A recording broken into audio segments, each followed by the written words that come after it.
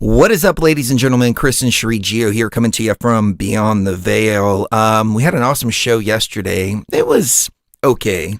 We got some weird callers calling in. I called it Open Lines from Bat Country because we're out here in Las Vegas, and it was pretty freaking crazy. We're in Bat Country. But we started the show off by talking about magic rituals. We talked about tarot. We talked about astrology. We talked about ayahuasca, tools like that. So I may make that show available over to our Patreons at patreon.com/BTV Tribe. But I wanted to do it right tonight for two different reasons. Number one, Mrs. Gio is not a night owl like I am, so she was a little bit tired yesterday. I was exhausted yesterday. Yes. Yeah. And number two, we have our dear friend Nathan Fraser, who's going to be joining us here in just a few moments. So I'm super excited. It's been a while since we've talked to Nathan, so we're going to get into some spirituality. We're going to get into some metaphysics. We're going to get into some tarot, rituals, things like that.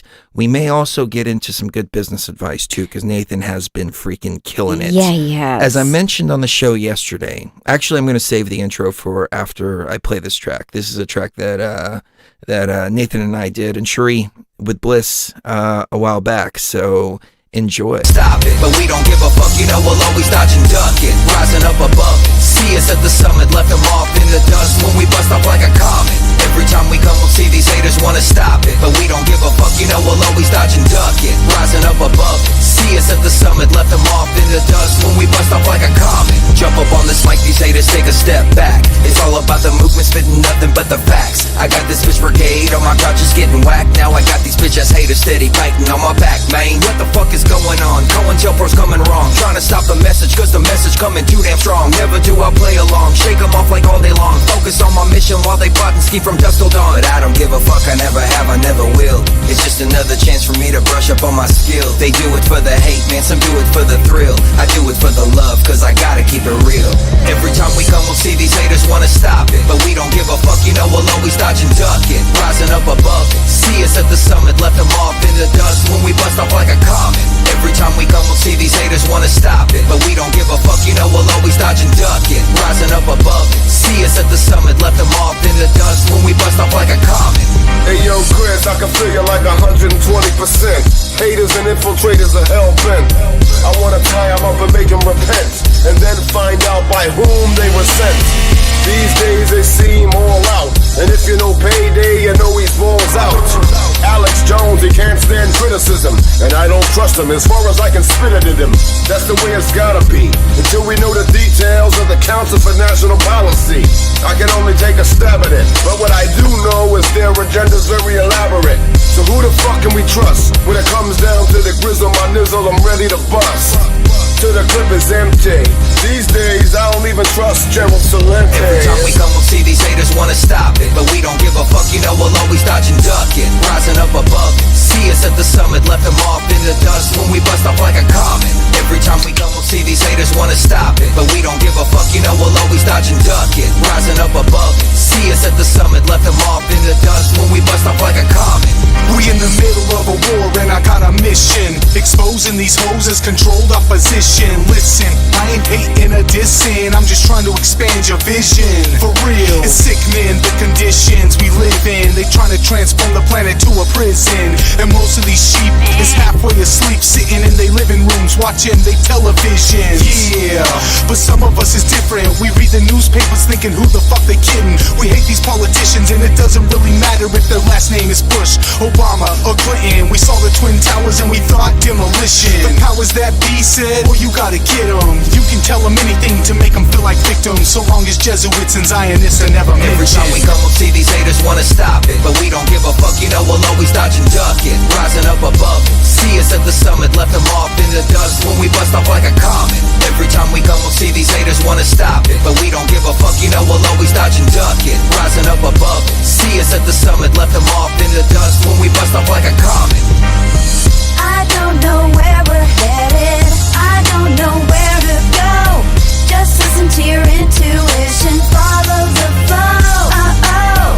This world is just so crazy, be still inside your soul. This world keeps spinning, spinning out of control. COINTELPRO. The sky so far away tonight.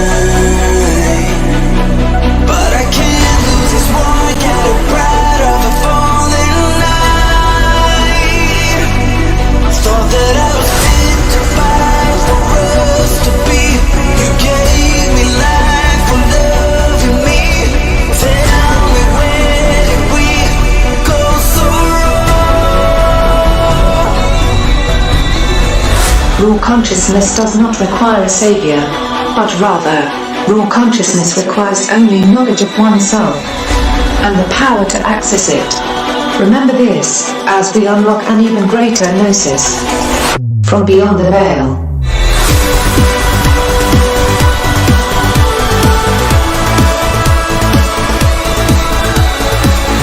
From the fabulous Las Vegas, Nevada, good morning, good evening, wherever you may be across the nation, around the world. I'm Chris Gio. I will be taking you beyond the veil this evening. I'm joined, of course, by my lovely wife and co-pilot, Mrs. Gio. Good evening, everyone. Who's looking beautiful this evening. Thank you so much. Yes, you are. So, last night, you were a little tired. A little too sleepy. And we decided it's probably a better idea to go ahead and go over the information again. Let's do a redo. And do a redo of it. Yeah, it was a good show.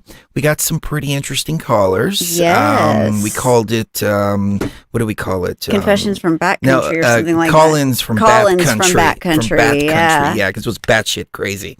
But anyways, that's neither here nor there. We have Nathan Fraser on with us tonight. And Nathan has been a dear friend of mine for a long, long time. And as a matter of fact, I think it was in 2007 when Nathan invited me on his radio show called Ghosts of the Republic at the time. And I was just doing a little bit of truth music, some of the music that you just heard, which was a track with Nathan, myself, Cherie, Payday Monsanto, and Bliss, which I didn't play his verse, but his verse is actually really dope. But anyways, so I was just doing a little bit of truth music. I was writing hip-hop beats for a record company down in Dallas, and they were like, "Hey man, get on the mic." And I'm like, "Yeah, I'm not really a gangster, but you know, let's try it." And it didn't really sound right, because rap music has to come from the heart. And so I started doing truth music, which came from the heart, and that just blew up. And as a matter of fact, I just got a comment on the song Shout I did with Bliss, and the comment was, "Dude, I heard this at a protest in Perth, and I've been looking for this track ever since." And I was like, holy That's shit, neat. They're blasting my music at protests out in Australia. So that is just freaking phenomenal. But anyways, Nathan invited me on his show, Ghosts of the Republic, and we were talking about just New World Order stuff, New World Order takeover, pandemic, and the invasion of Russia, or trying to provoke a war with Russia and China.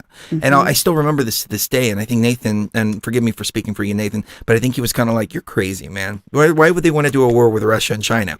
And here we are right now, provoking a war with Russia and China. Now, as I said yesterday on the show, this is a little bit off topic, but our first show on Beyond the Veil was about the H1N1 pandemic and how they want to push the mandates and everything like that. So after so many instances of crying wolf, I just got to a point in 2020 where I was like, nah, that's never going to happen. We've seen so many of this come and go. We've seen Ebola, we've seen H1N1, we've seen bird flu, we've seen swine flu, we've seen piggy flu, we've seen cat flu, we've seen dog flu, we've seen, you know, literally everything. And so when 2020 came around, it kind of sideswiped me. And I shudder to think that those predictions from their white papers back then are coming true now with trying to provoke a war with Russia and China. And the reason for that is because when you want to push a new world order agenda forward, you have to have all players on board. And if you've got one of them, like Russia right now, for example, not on board, you've got to do something about it. And I'm concerned that that's where we may be heading. But there's a long history with Nathan and I. We've been good friends. And he came over to the house and smoked some DMT with us one time. And that was an amazing day. I forgot about that. Yeah. I remember he came over and long time he ago. cooked mashed potatoes and chicken and all that I stuff. did. And yeah. So it was an awesome time. And my only regret of living in Colorado is that I didn't spend more time with Nathan while I was there. Yeah. I'm a very bad friend when it comes to that. As a matter of fact, a friend that lives around the corner came knocking on our door the other day and gave us some fresh mushrooms that he had just grown. Yes. And he's like, "Dude, I've been thinking about y'all." And I'm like, "I haven't seen you in like a year." He's like, "I know y'all are busy. I'm busy too. You know, all that. I've been growing these, and this is a gift that I have for you, especially for you. I've been thinking about you guys." And I'm like, "God, I am really a fucking asshole, man." Like seriously, put things into perspective. And I'm like, I need to be more in contact with my friends. I need to reach out more to my friends, and especially when I have them in the area around me. So all these situations, just looking back, have made me really appreciate the people around me that much more. But Nathan has been on the journey for a long time, fighting the New World Order, doing all that. Then he switched over to doing some marketing and doing some copyright and stuff like that. And I've been bragging about him on the show about how awesome he is at copyright. And when I say copyright, I mean in terms of like writing like advertisements and things like that for people's businesses. And he's learned from the best of the best. He's really just expanded his craft. And now he is getting into a new kind of craft. And I think it's that old saying, millionaires don't use astrology, but billionaires do. That's right. And JP Morgan. He wrote me a message the other day, and he said, you're one of the craziest people I know. And I was, kind of like, oh, these people are crazy, but you're my good friends. But now I'm starting to understand it, and I want to talk to you more about it. And I said, well, let's do it on air. That's great. So that's what I'd like to do tonight. I'd like to talk about tarot. I'd like to talk about astrology. I'd like to talk about all of that. So fantastic. I am pleased to welcome to the show our dear friend, Nathan Fraser. How are you doing, sir? I'm good. It's been forever since we did any kind of content together, and I've missed you both. And just want to start off the show by telling you both how much I appreciate you being in my life, and just love and respect and gratitude for having both of you as people on my journey. Likewise, brother. You have been an inspiration for me. We developed AyaLife, AYALife.com. Mm-hmm. I'm not going to plug it right now, but I may a little bit later. But you helped me to put something out there, create something, conceive it, put it out there in the market. And I kind of followed your lead as far as that goes, and breaking all these glass ceilings that are imposed upon our consciousness as we're in the truth movement, that poverty mindset and, all of that. We've got to get out there and we've got to change our own reality. And I was actually watching Kendrick Lamar inducting NWA into the Rock and Roll Hall of Fame. And he said there's one thing that Dr. Dre, and this is all relevant because obviously Dre just did the Super Bowl thing. It was freaking epic, man. I mean, I was just like, I was jumping out of my seat going, oh my God, this is so awesome.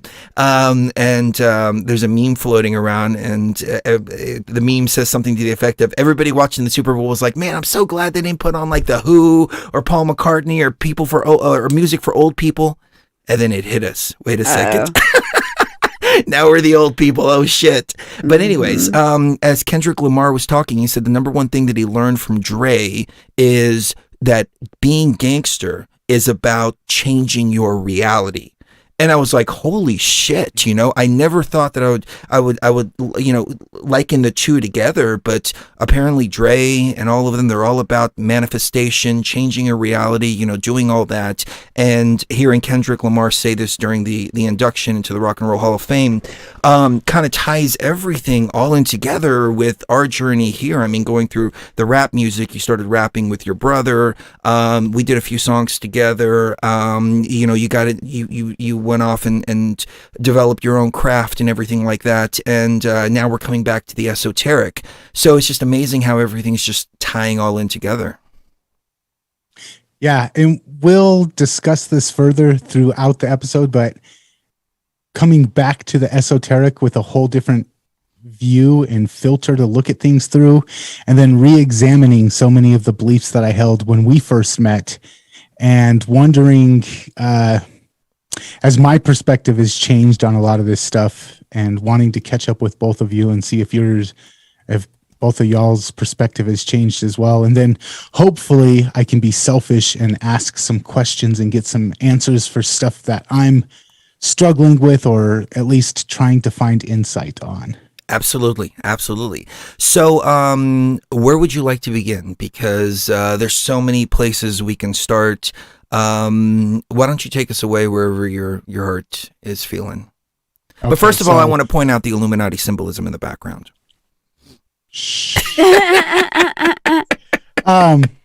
So first of all,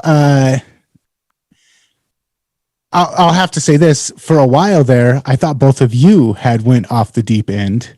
And I remember following some of your Facebook posts, and I still stayed friends with you because I'm one of those guys that is very much, I can disagree with people and still love them and appreciate their input and insight. But I remember seeing some of the stuff that y'all were doing and posting and talking about, and I was just like, Chris is just playing this up for laughs, or Cherie's.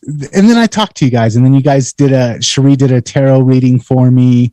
And I was like, okay, maybe they're drinking their own Kool-Aid. I'm not exactly sure what's going on.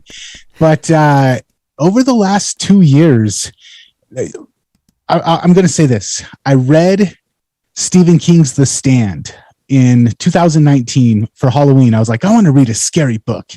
So I'll pick up a classic horror novel. And I started reading. And the day that I finished reading The Stand was when alternative media like Styx Hexenhammer, Tim Pool, some of those guys started talking about this flu that popped up in China that was possibly escaped from a lab.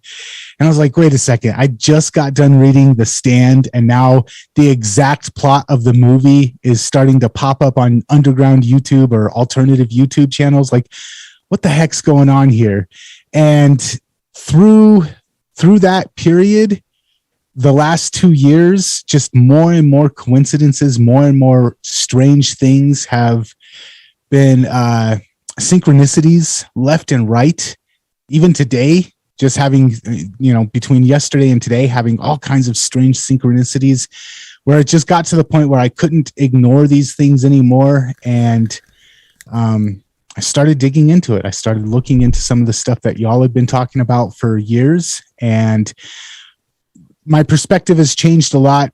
And I no longer laugh at a lot of the stuff the both of you post. Thank you. The reality of it is when you see it for yourself, and this is the thing about intergnosis, is that you can talk about it all day long, but when you see it for yourself, then you know it to be true when you actually see it. And no, our journey has been totally serious and coming out of the ayahuasca realm. I mean, we've gone deep into the ayahuasca realm, so obviously, there was a lot of very, very deep stuff going on. But the revelation of reality, how reality works, you hear a lot of motivational speakers talking about this, manifesting your reality, doing all that, but they never really tell you how. And so the ayahuasca kind of showed me how, and on an even deeper level, that realistically what we're dealing with frequency. What is frequency? Frequency is a series of zeros and ones, and the zeros and ones is binary code from a computer. So a frequency you raise up, and it's just zeros and ones going up and down and up and down. The faster and more compressed they are, the higher the frequency, so on and so forth. So I started to just kind of apply a lot of this ancient knowledge, which is energy work, energy healing, all this, into a more modern kind of terminology with computer coding, and realizing that we're living inside of a matrix and we're living inside of a computer simulation. That's why things like astrology, tarot reading, divination, manifestation, all of this is possible, because it's all digital and we're inside of this digital realm. The ancients used to just call it the ether. I call it the mainframe of the computer.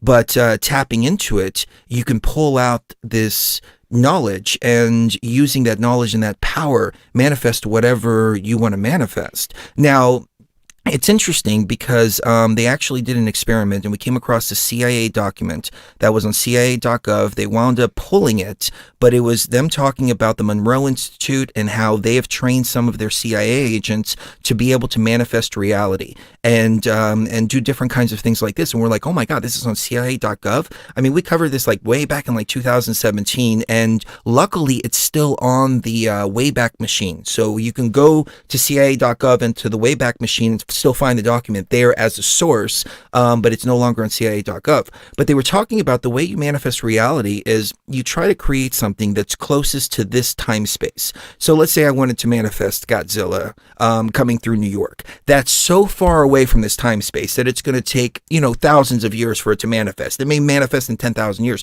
But if you're trying to manifest something a little bit at a time, you think about your bank account, for example. You think, okay, I want $100 in my bank account. Then you raise that to I want $1,000 in my bank account. Then you raise that to I want $5,000 in my bank account, $10,000 in my bank account. You start to manifest things like that. And I'm just using that as an arbitrary example, but you've got to take, small little steps to that manifestation. But once you harness that power, anything is possible as long as you have the will and the drive to do it. And I think your success in your field is a perfect example of how, when you have the will and the motivation and the drive to do it, you can manifest whatever you want, because you have manifested great, great, great things for yourself. So you mentioned a lot of like the self-help gurus. I think the first kind of taste that I got of this was a book called As a Man Thinketh by, oh gosh, I can't even remember the author's name right now. It's one of my favorite books, but he writes this book, and it's all about your mindset, the beliefs that you have impact your actions, impact the reality that you live in. And it wasn't like explicitly magic, but it was like, hey, the way that you think, the things that you think about, they act as a guide for where you go in life. And then there was another book, I want to say it was called like The Millionaire Mindset by T. Harv Eker. And he's talking about everybody that is desperate for money and they want all this money, but then they have all these negative mindsets about money. Money is the root of all evil. Money changes you. More money, more problems. And he's in one of the examples he gives in the book. He's like, look, if you walked into a bar and the whole time you're in the bar, you're talking about, oh, I hate women. Women they're after your money. They're just succubuses. All they want to do is take advantage of you and break your heart. What are the chances you're going to go home with a good woman? And the same thing about money. If you talk about how horrible money is and how money is the root of all evil, what is the chances that you're going to attract money into your life?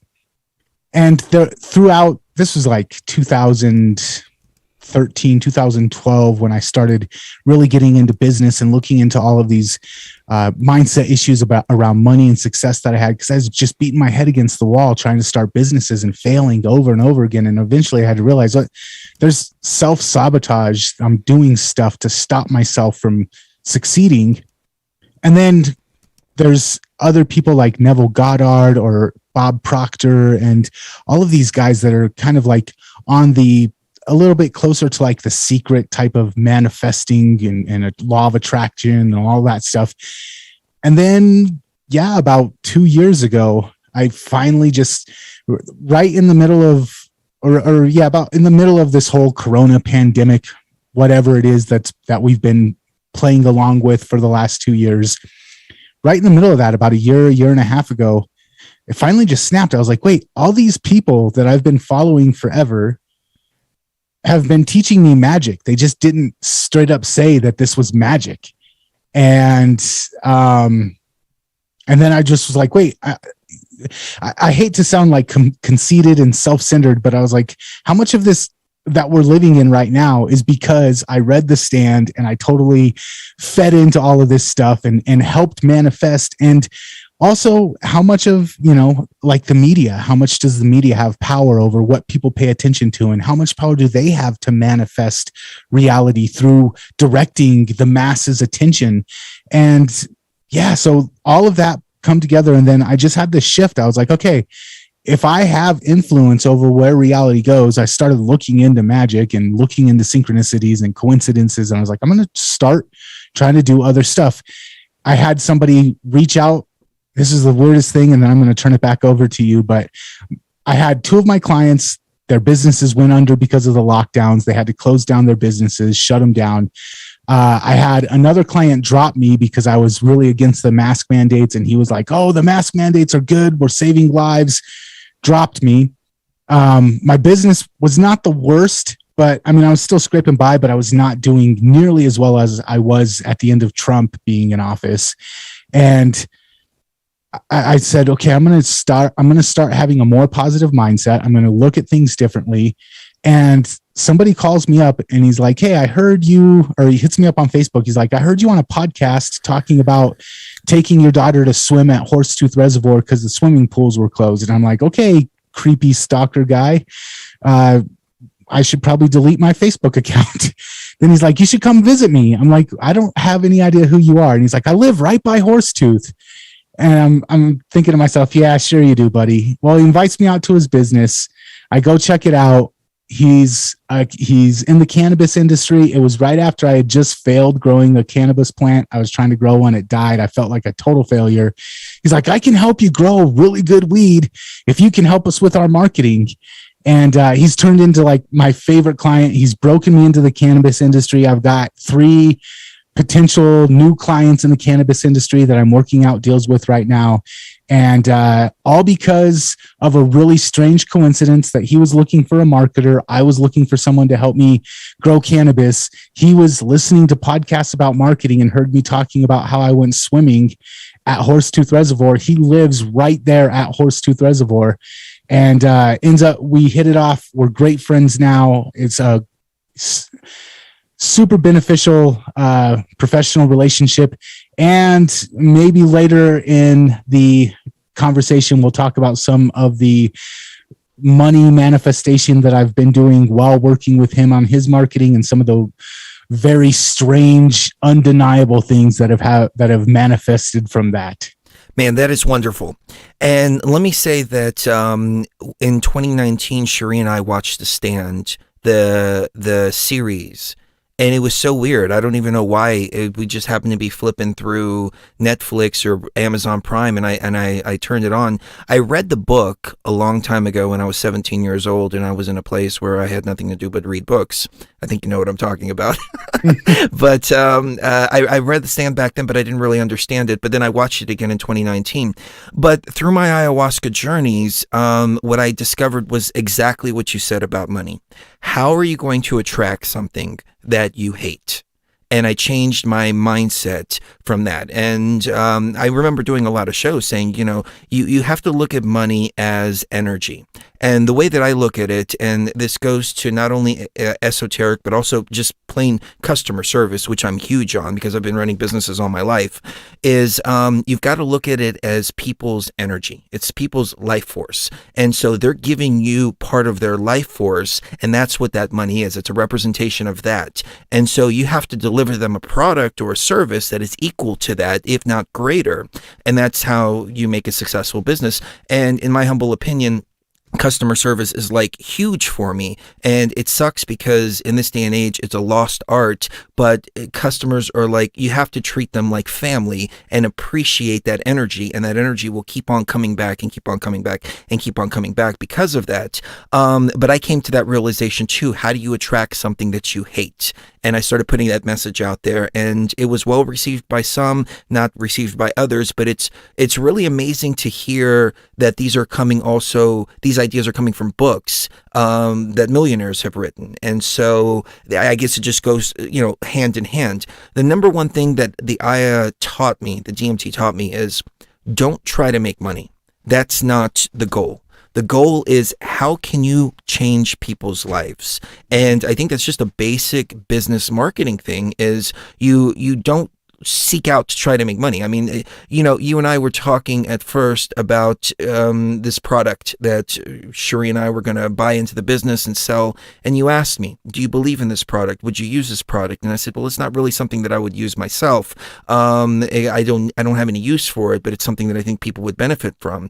And you said, that's probably not a good product for you. And I turned away from that because it wasn't coming from my heart. Aya Life, on the other hand, is coming from our hearts. It's coming from our souls. It's our energy that we're putting into it. It's something we love. It's something we believe in. And it's something that we're really proud of. So that change in mentality was, stop trying to figure out how to make money. Start trying to figure out how to change people's lives, and night will follow day. Mm-hmm. Beautiful. Solve problems and improve people's lives, and the universe will reward you. People will reward you. And totally that was a huge thing for me. Was I was always trying to figure out how to make money, how to chase money. I'm chasing money. I'm chasing money. I'm chasing money. I want to make money. And then I had this mindset shift where I was just like, why don't I just figure out how I can help make other people money, how I can improve other people's lives, and then look where money is flowing and put myself in front of it rather than chasing it. Where is it flowing, and put myself in front of it? That was a huge mindset shift. I think a couple of things. I think, one, money is kind of like also a form of speech. It's a way that we communicate what we value to each other. it does have, I do have problems with our current monetary system. I don't know if I could point to a better one, but there's definitely a lot of regulated speech in the way that money is worked right now. And it itself is a form Well, I mean, of freezing magic. bank accounts in Canada tells you everything, you know? It's censorship right there. It's Yeah. the censorship Yeah. of the communication that money allows. But if you think about it, it's also a form of magic. It's brought into existence purely by will, by signing something, by putting pen to paper and saying, we create this energy. And, or maybe not create, but we bring it into existence from one realm to another. When you look at like double ledger bookkeeping, there's a lot of very magical principles that are surrounding our monetary system. And just to kind of push back against what you said, I'm not convinced we live in a simulation. I'm not closed to the idea. I've also looked into holographic theory, and I'm kind of persuaded towards that. But what I'm sure of is we do live in an energetic, there's energy that we don't really quite understand, that we don't really have our thumbs on, that there's a reality that we can't see with our eyes, we can't touch, we can't prove is there. There's a consciousness, there's a way for us to communicate with this more global thing. We can communicate with each other. Sometimes we can just look at each other. Sometimes we can be thinking something and then somebody says exactly what we're thinking. Sometimes we can be thinking about someone and then they'll call us on the phone 2 seconds after we think about them. There is some sort of connection between us, each other, the universe. Consciousness is not just in our heads. And for me, what magic is, whatever hacking the matrix or whatever it is just understanding that and then figuring out, okay, how do I connect with that? How do I influence that? How do I use my ability to connect with the consciousness out there to manifest, to bring into existence, and to, I guess a lot of it is there's all of these possibilities. I could be broke tomorrow. I could be rich tomorrow. I could get $100 tomorrow. I could get $1,000 tomorrow. I could get $5 tomorrow. Which one do I want to be the one that's brought in? And then just kind of nudging or pulling reality in the direction that I want it to go. And the understanding that we all have the ability to do that for ourselves, but you've got your ideas of what you want. Shri, you've got your ideas of what you want. I've got my ideas of what I want. My clients have their ideas. The people across the street have their ideas. We all have a little bit of influence over where our own lives go, but then we're kind of like in this shared dream or a shared collective consciousness with everyone around us. And we're all kind of like pulling. Some of us are pulling this way. Some of us are pulling that way. And so we have a little, like you were saying, the Godzilla in New York is probably not very, very likely to happen, but you finding $30 or you landing a dream client or you getting an interview for a job and focusing your intention on being hired for that job over the other people, all of those things, you do have the subtle ability to nudge in the direction you want them to go. And I think that the people that run society, they know this, they use it for their own advantage, and they don't want us knowing how much power we all have. Absolutely.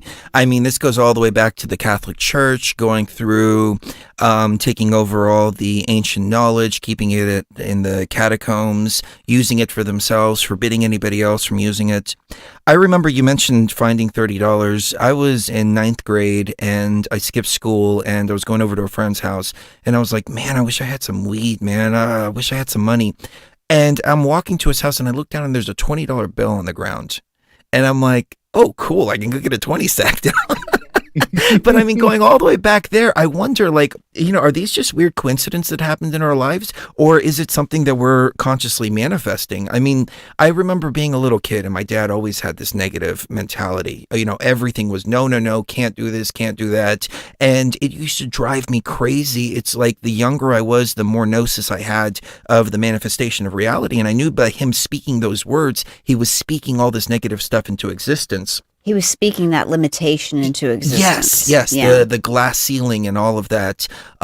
So I've started to notice weird synchronicities within my reality. So Sheree and I were talking about vampires the other day and just having this, weird discussion. And she mentions the word bones, and right on the screen as we're watching the ending credits for this show that had nothing to do with vampires, the guy's name, the producer's name is like Ken Bones or something like that. Bones just pops up on the screen, and I'm like, okay, at the exact same time that she says it. And so I'm thinking to myself, this is the Matrix glitching out on itself. Mandela effects, of course. You came to our house in Colorado. There was that Denny's with all that, all those hotels. I don't know if you ever passed by there, if I ever took you by there, but those hotels popped up like literally overnight. And another friend of mine, we went down there and asked the waitress, hey, when did these hotels pop up? And she's like, I don't know, man. They just seem to just pop up just like overnight. And she'd been a waitress at Denny's, at that little Denny's that shared the parking lot with all these hotels for a long time. Mm-hmm. So I started noticing all these weird changes. People call them Mandela effects, all of this. And then a lot of synchronicities. And it's kind of confusing at this point because I don't know if it's AI or if it's the Matrix. But I was on Facebook the other day and I was thinking to myself, man, I'm hungry. And all of a sudden an ad for Grubhub pops up. Now it's one thing when I say, hey, I want to buy a pair of shoes, and then an ad pops up. Okay, I know it's coming from my phone, and they're listening on the phone. But when you're thinking it and it pops up, I was driving in Spokane one time and I looked down and I'm like, and this is the middle of nowhere. I'm just driving from one city to another. I looked down, I'm like, man, I need some new shoes. All of a sudden, boom, big sign, Nike factory around the corner, and I'm like, are That's you freaking something kidding me? else. Like, yeah, this is something else going on, and it's making me wonder, are we manifesting all of this? I look at it as a computer simulation because when you really break down all of the molecules and atoms and everything like that makes up reality in and of itself, you get a series of zeros and ones. I mean, going down to the DNA level, it's zeros and ones sending out programs into the RNA. The RNA is then manifesting them into amino acids and proteins and so on and so forth. So even when you look at the human body on a molecular structure, you find the still repeating binary code zeros and ones. They focus down on reality, and it was something to do with string theory, something like that. I don't remember off the top of my head, but they said the more they focused in on it, the more it started to become more and more pixelated, just like a photo in Photoshop. So scientists are starting to do these experiments. The double slit experiment, of course, which is where they were looking at two atoms, and they were split when they weren't being viewed, but they were together when they were being viewed. So things were actually changing in front of them. And then, of course, Professor Gates. That's the one that did it for me. Professor Gates found a self-correcting computer code within string theory itself, within the fabric of space-time. Now, this isn't just any computer code, but it's a computer code that was written by a guy named Claude Shannon in the 1940s. Very recognizable computer code that we're finding in string theory itself. And Clyde Shannon was the father of robotics on top of that. Claude Shannon, I'm sorry. So all of these put together, along with the DMT experiences and everything else like that, I won't get into the Adinkras or anything like that, but it's just making me go, okay, this is some kind of digital simulation. But at the end of the day, it really doesn't matter what you call it. It matters, in my opinion, how we navigate through this game itself, how we navigate through our reality and understand the power within us.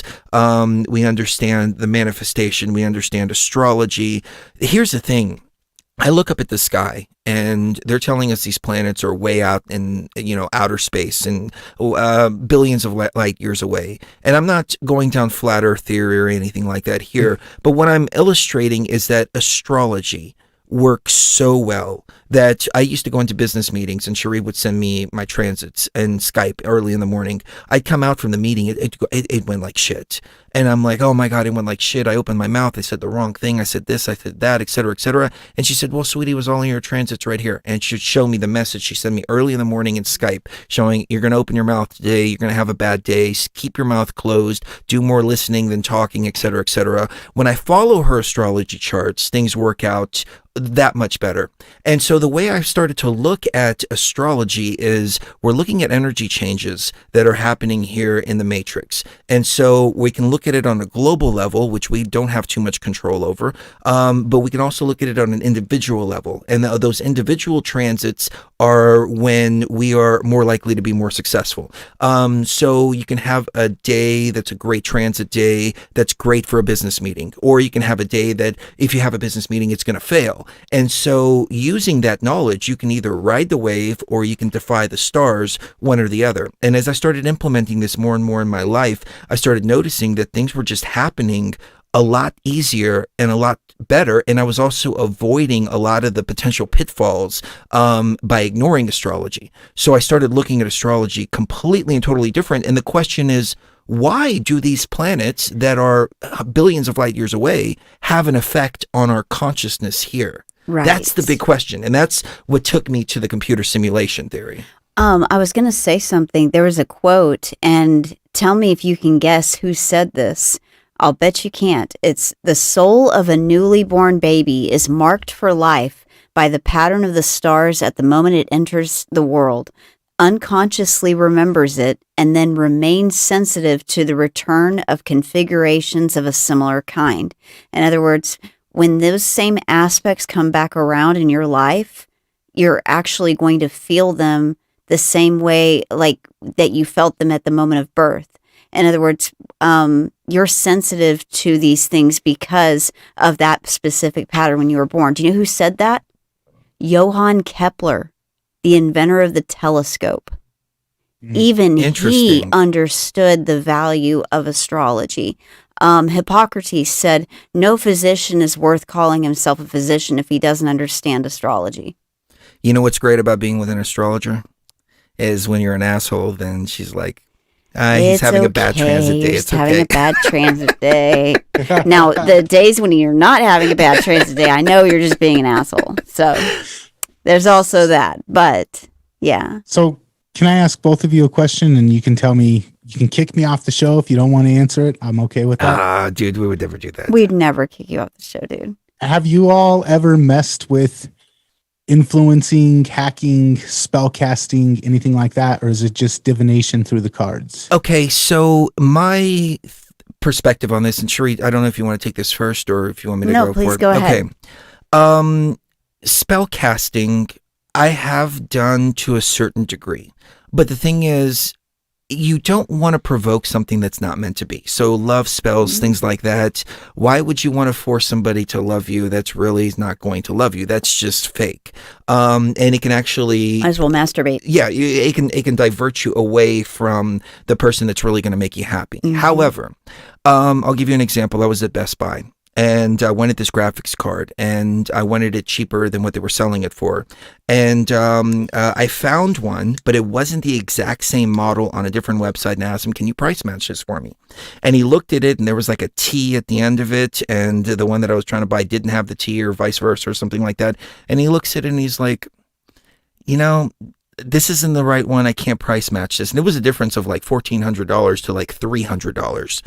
And so I'm telling this guy subconsciously, I'm sending these messages to him. You want to help me. You want to help me. Not you will help me. Not you will do this for me. I was just giving him that desire to help me. And he sat there on his phone, his own phone, and he looked up every website that he can find until he found the one for $450. And he's like, I can do it for $450 for you. And I'm like, that's crazy. Either he was just a really cool dude or there was some kind of influence there. But the influence, in my opinion, is you have to put out the energy to where they want to help you rather than forcing somebody to do something. Because if you force somebody to do something, you're going against their will. But if you just send the energy that you want to help me, you're just asking them for help. And as a result, bringing help back to you. Does that make any sense?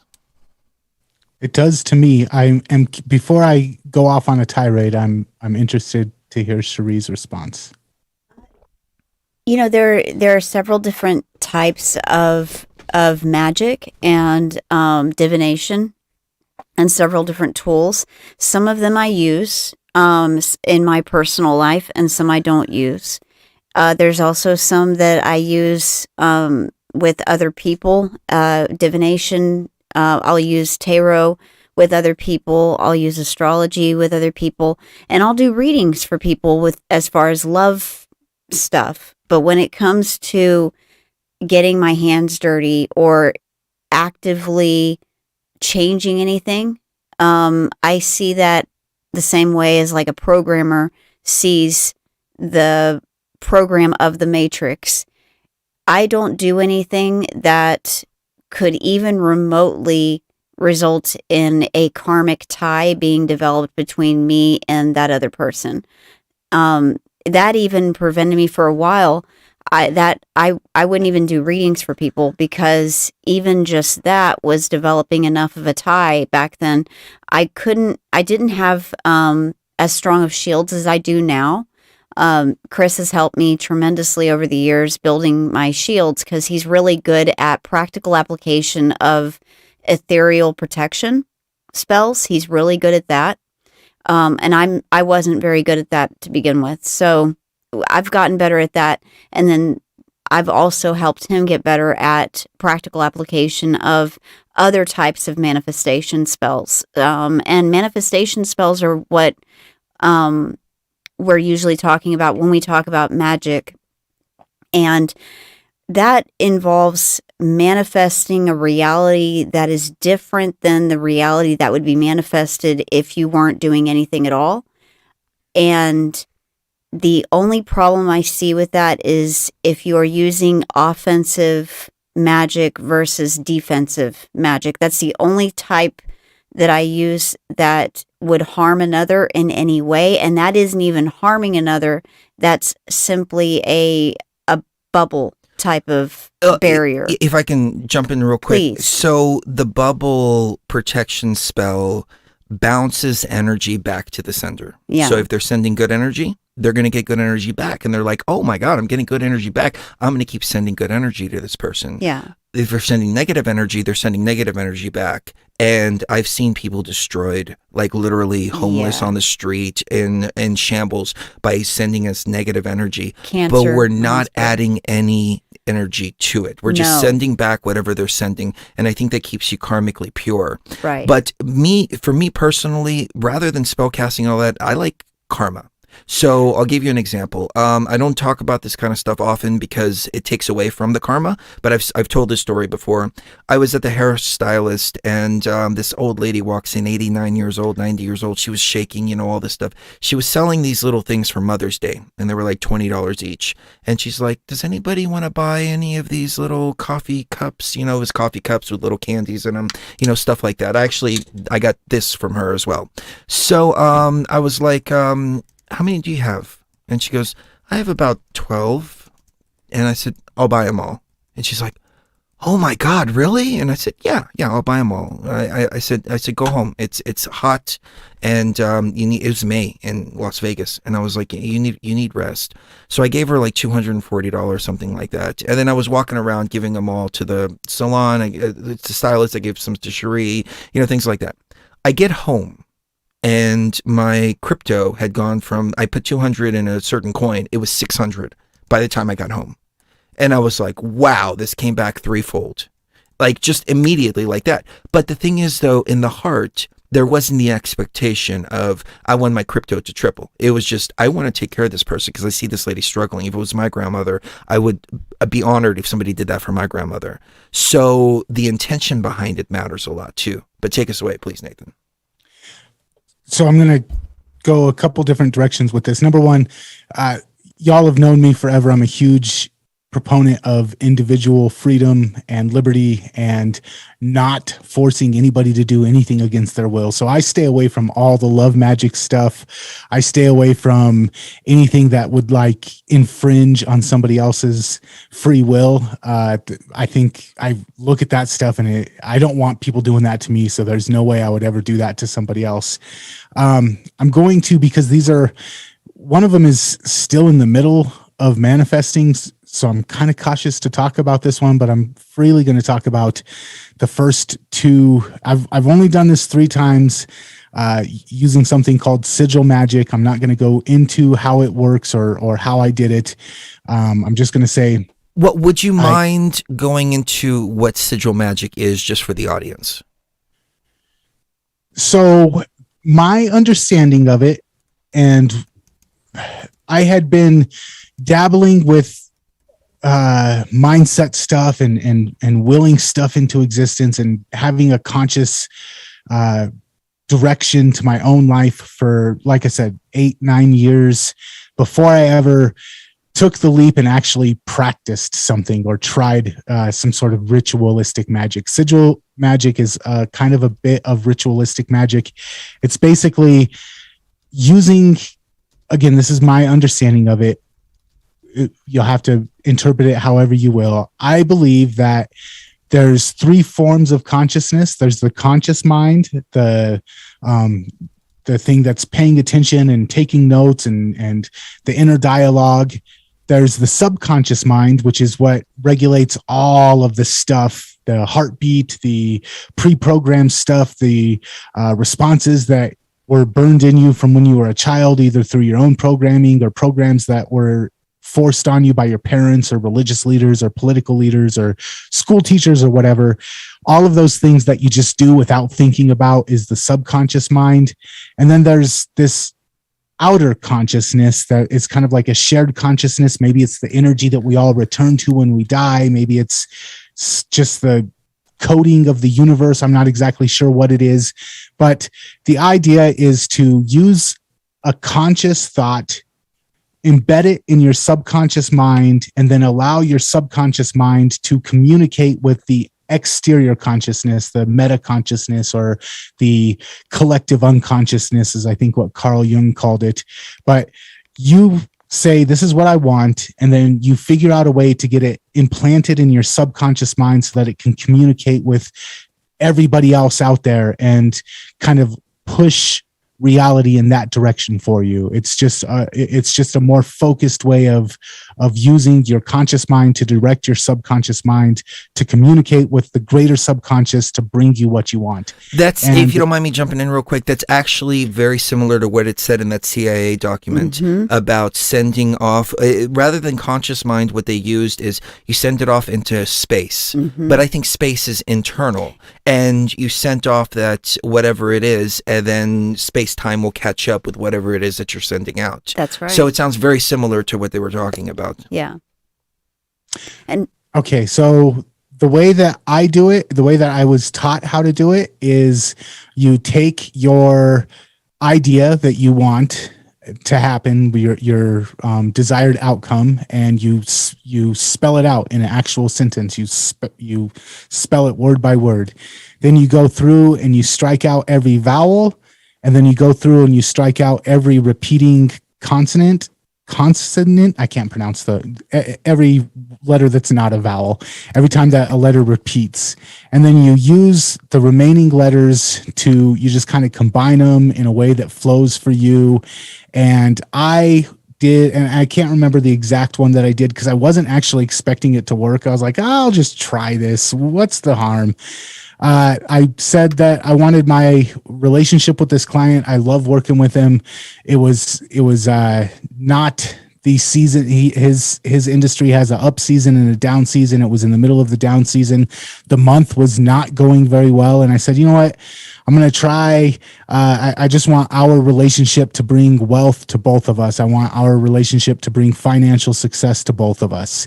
And so I worded that out. I created a sigil. I meditated on it for about 15 minutes with the intent that I wanted, just focusing on the sigil that I had created. I went outside, I burnt it, I let it go out into the ether, and then I didn't think about it. I was just like, that was silly. What an idiot. If my friends could see me now, they'd probably be laughing at me and think that I've gone down the crazy route that Chris and Cherie have gone down. And and so I didn't think about it. I just let it go. And the next day he walks in and I'm working with the guy that runs their online store. We're working in the office, and he comes in and he's freaking out. He's like, guys, something's wrong with the store. I don't know what's going on. This is really weird. Can you please check to make sure that something didn't break? And the other guy that runs the store, he's like, well, what's up? And he's like, I don't know. He's like, we've been getting these weird reports all morning. I think we're getting double reports or something, but I don't want to be shipping out orders that people aren't paying for. And it looks like we're getting double notifications. And I'm not sure what the heck this is, but we don't ever get this many, especially this time of year. We don't get this many orders. So something's got to be broken. So the guy goes and he looks and everything's right. And it ended up being that day was the biggest day that their business has ever done in a single day of sales. And as we're figuring out that it's not a glitch, that it's not something broken, that for some reason, even after 2 days of hardcore pushing in emails, and we didn't send an email that day, for some reason, that was the day that all the orders came flooding in. It was the day after and so I just was like, holy shit, what the fuck just happened? And since then, I did a similar thing for a product launch. I had the biggest product launch I've ever had for one of my own products. And the exact number of sales that I was wanting to get, I got at the end of the exact number. I set a specific number. I said, I want to hit this number. I hit that number by the end of the 3 days. And then sales kept coming in for the next 2 days after that at a higher price than what I had for the promotional offer.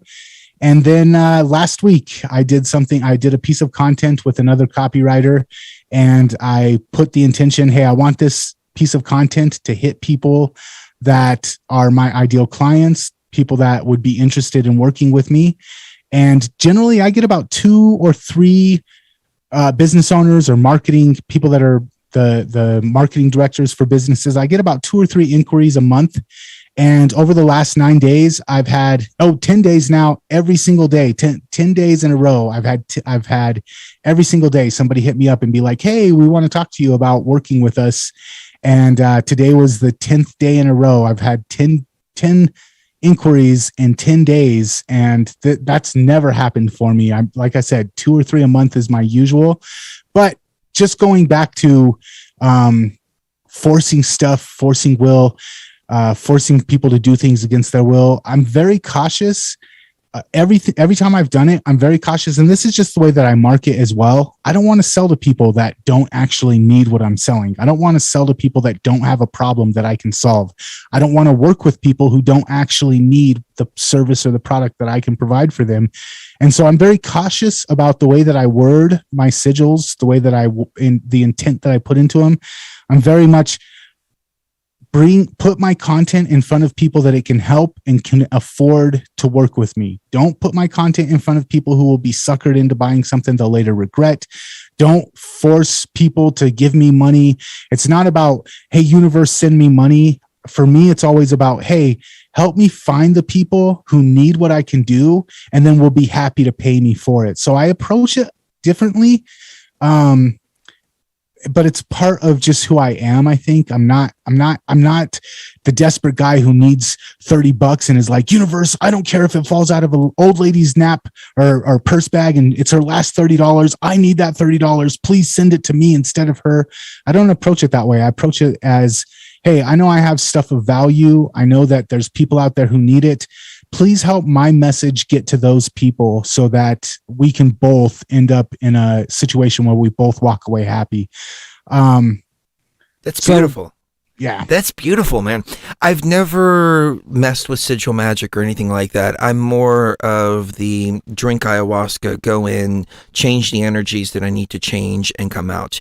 The mind over matter stuff, I'm really big on. The way we think, the words we speak.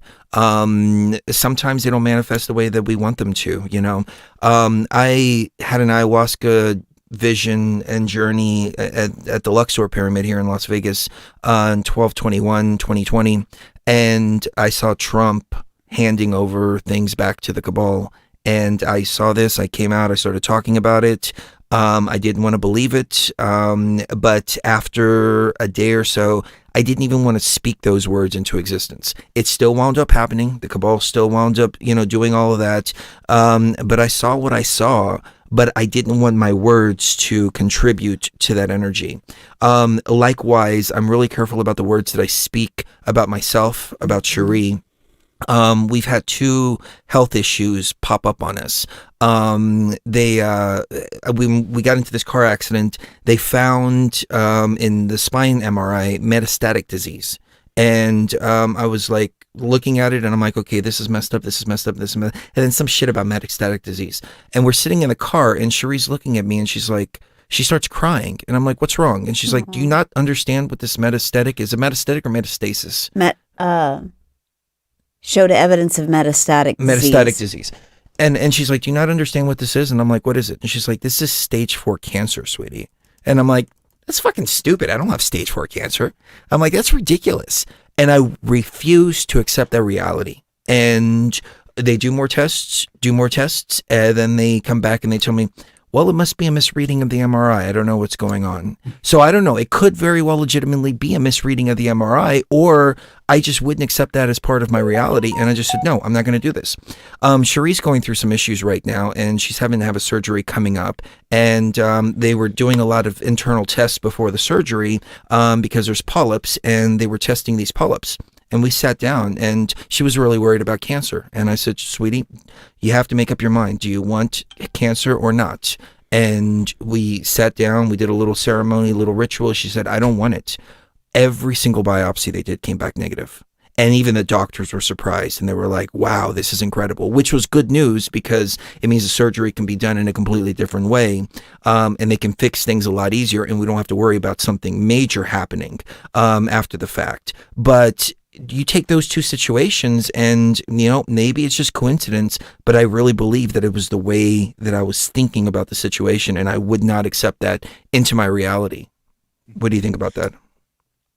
They've done, obviously you're probably familiar with the placebo effect and the nocebo effect, where people's expectations changed. If people expected that the medicine was going to cure them, even if it was a sugar pill and they didn't know that it was just a sugar pill, just the expectation showed an statistically improbable occurrence of people curing themselves, basically, because of what they believed.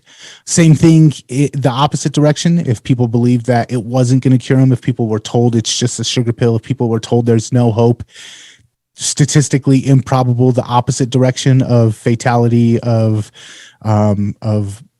things getting worse. Also, you mentioned earlier the dual slit experiment. I know that they've done dual slit experiment with light particles to see whether light acts as a particle or as a wave, and they've found that it just depends. If people expect it to act as a wave, it acts as a wave. If people expect it to act as a particle, it'll act as a particle. Or if people are observing it, it'll act one way versus the other way. Our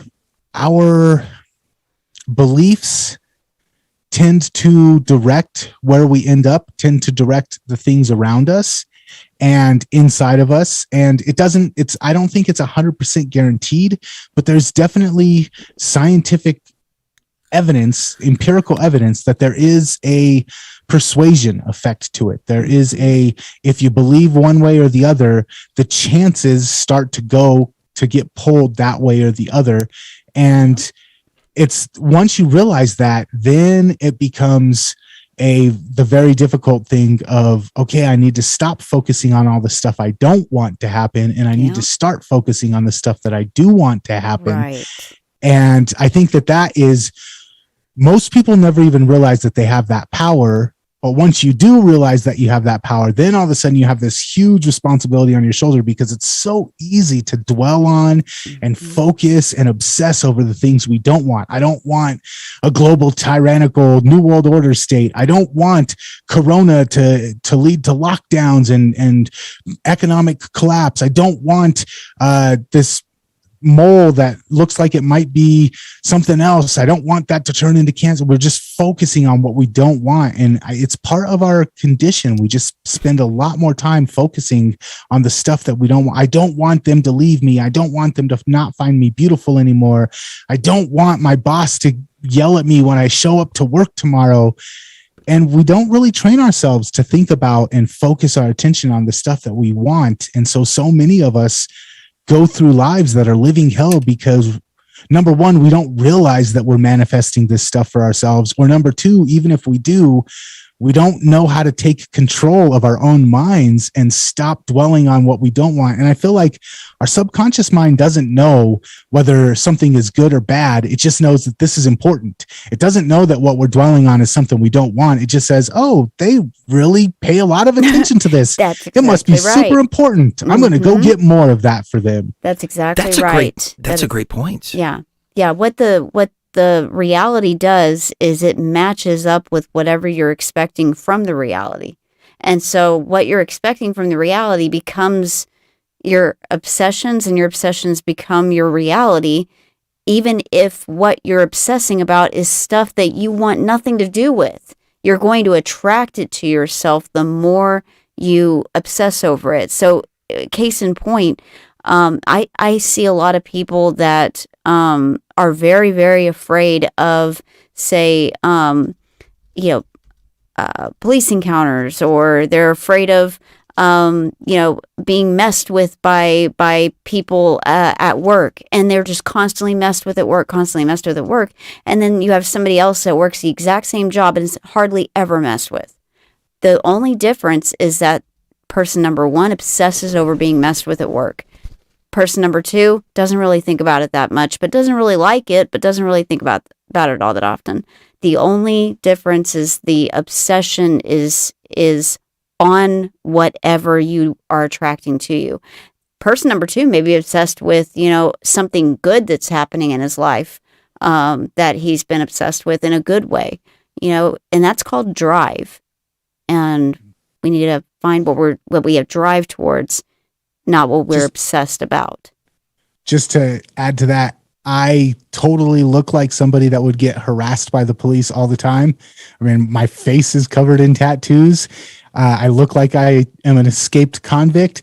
Cops never mess with me anymore. Back when I didn't have face tattoos, but I was always obsessed with police brutality, and I got messed with by the cops all the time. I got pulled over all the time. I went to court and jail all the time. Now that I look like I am an escaped convict, but I don't have my mind in that direction. My mind is almost exclusively about how can I provide more value to the world? How can I bring more prosperity into the world? And how can I spend more time with the people that I care about, with the people that I love, and be a inspirational person to the people that's where I put my focus now. And the world doesn't react to me the way that it used to react to me when I was focused on, the NWO and the police brutality and the economic crisis that's right around the corner. Those things still exist, but it seems like they exist more realistically for people that dwell on them than they do for people who don't. I wholeheartedly agree with you. When I stopped focusing on all that, we used to do shows all the time about that, about, what to do in a police encounter and, all this stuff. Mm-hmm. When I stopped focusing on that, I stopped getting pulled over. Mm-hmm. And I got pulled over like 3 years ago or something like that. And the guy comes up to me and he says, "You weren't wearing your seatbelt." I said, "Yes, I was." And he said, "Okay, sorry to bother you. Have a good day." Like, beautiful Jedi mind trick. Right. These are not the droids you're looking for. Right, exactly. Right. Exactly. On that note, just real quick, if you go back and watch the original Star Wars trilogy with a lens of Hermeticism, or maybe a lens of mysticism and understanding of at least from the way I look at the world of vibration and consciousness, and I think that George Lucas knew a lot more about how reality works than he let on. And I think that Star Wars was him kind of explaining reality to an audience that probably just wasn't ready to accept it yet. I think you're spot on with that. And back to what you were saying about these writers that write these books about manifestation. I'm learning something from that. Is our message sometimes may come across a little bit too raw. They're bringing the same message, but they're doing so in a more palatable way that is appealing to a wider audience rather than people who are, deep in the esoteric. So there's many ways to put this out. But here's what I think is going on with Star Wars mini films like this. is these are ancient knowledge and ancient gnosis that's inside each and every one of us. So we hear these hero journey stories, and it resonates within us. We hear these stories about manifesting reality and adversaries that are beyond our reach. I mean, you even look at Star Wars. What's the adversary? The adversary is an AI. It's a Death Star, and Darth Vader's a robot, basically. So these are all echoing like the tales of the myth of Sophia and all that. And I think it's because it's inside of us. And when we hear it, something sparks in us. We're not quite sure what it is, but we can feel it, and they become these cult classics. No pun intended. Yeah, a lot of my sales copy follows the hero's journey. A lot of my sales copy that I write, especially my long form sales pages, it's the story of Luke Skywalker. It's the reluctant hero, the guy who knows he needs a change, but he's not willing to pull the trigger. He hasn't done what he knows he needs to do in order to implement the change in his life. And then it gets to the point where stuff is getting so bad that he has to do something, but he doesn't know what to do. And then, as fate would have it, the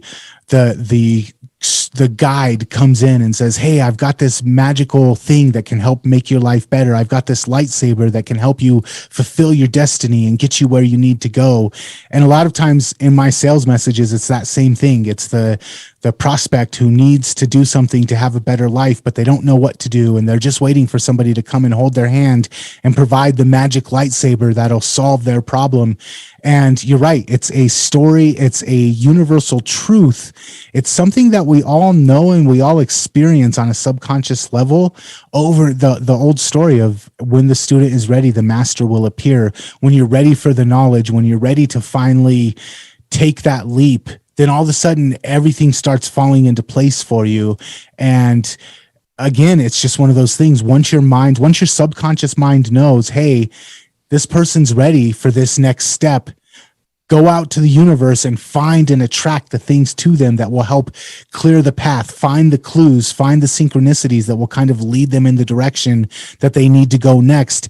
But until you're ready to take that step, that clue can be right in front of you and you won't even notice it because your subconscious mind hasn't been given the clue or hasn't been given the directive to make it available to you yet. So it's I don't know, man, just so much of that is just like part of who we are. That whole story, the way that I use it in my sales messages, the way that it manifests in everybody. I don't know a single person who can't say, yeah, there was this one time where I was really interested in learning this thing. And then somebody just gave me a book about it, or I turned on YouTube and all of a sudden there was a video. I didn't even think it out loud. I just turned on YouTube and there was a video about the exact same thing I was thinking about. We've all experienced that. And I think, in my opinion, what I do is I try to make that happen more often by consciously directing my subconscious mind. I want to get your take on something because you're tapping into mind over matter. We came across an interesting situation with Aya Life.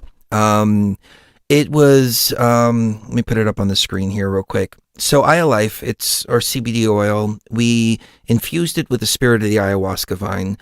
It was something that I got out of the ayahuasca realm. The idea to come up with this, the formula basically came to me in the ayahuasca realm. And it was specifically to help Cherie because she was experiencing pain and all kinds of stuff. She was taking NSAIDs, and so much so that it actually created a hiatal hernia, and they told her no more NSAIDs. They gave her NSAIDs at the doctor one time, tested her urine after the fact, rushed her to the ER afterwards to get it flushed out because her kidneys just simply cannot take NSAIDs anymore. So we gave it to her pain management doctor. Her pain management doctor started giving it to her husband. I gave it to my dentist. My dentist started using it, and he's like a freaking, like our biggest cheerleader, which is so cool to have doctors and things like that. But what I'm getting at is we had this one client who bought it just because we're BTV and they just wanted to support us. And there was a period in time, there was like 7 days, Sheree and I were going through a lot of stuff. We were backed up on emails, and we didn't get a chance to reply to emails as quickly as we should. And I think it's completely unacceptable to not reply to an email for a week from a customer, but that's neither here nor there. So the customer writes about 2 days later and says, you know what, I tried some of this. It's really not working for me. I'd like to return the rest of the bottles. We didn't get to that email. She writes back 4 days after that, and she says, you know what, I want to cancel that. I started using it. It's actually working. It took a couple days for it to work. I love this. It's completely changed my life. Now, this is a client who, in their minds, it didn't work, but they still kept on using it anyways. And then it started working afterwards. And she had it in her mind, it's not going to work, it's not going to work, and it's not going to work. And then it turns out, and it works great for her, and she's one of our biggest cheerleaders now. What's going on with that? I think it's mind over matter, but I think it's eye of life over mind over matter. Like I said, I don't think that just because you focus one way, it guarantees that it's going to happen that way. I don't think that just because you believe one thing, you're guaranteed to manifest it. I look at all of this as a subtle nudge in that direction. There's a bunch of different outcomes, and your belief can nudge it. And the more you know how to control your belief, the more ability you have to nudge it. The more you figure out ways to practice and refine the way that you implant your beliefs into what's being manifested, the more likely it is to happen. But I don't think that anybody has 100% success rate.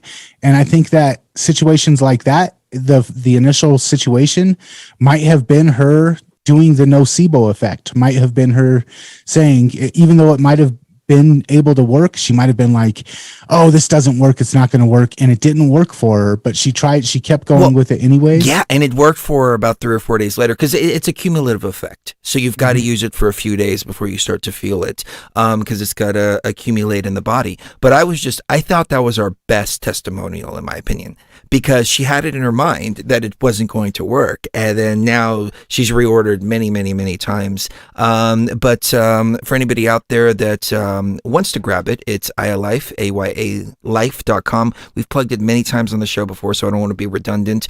But just for the BTB tribe, we do have the buy one, get one free. So if you go to the single bottles, put in 2, 4, 6, 8, 10 in your cart, however many you want. There's no limit on it. We probably should put a limit on it. We had initially done this because of the whole zombie virus situation, and we said we were going to do this until it ended, but it has not come to an end yet, and we were actually planning on this ending like in May of 2020.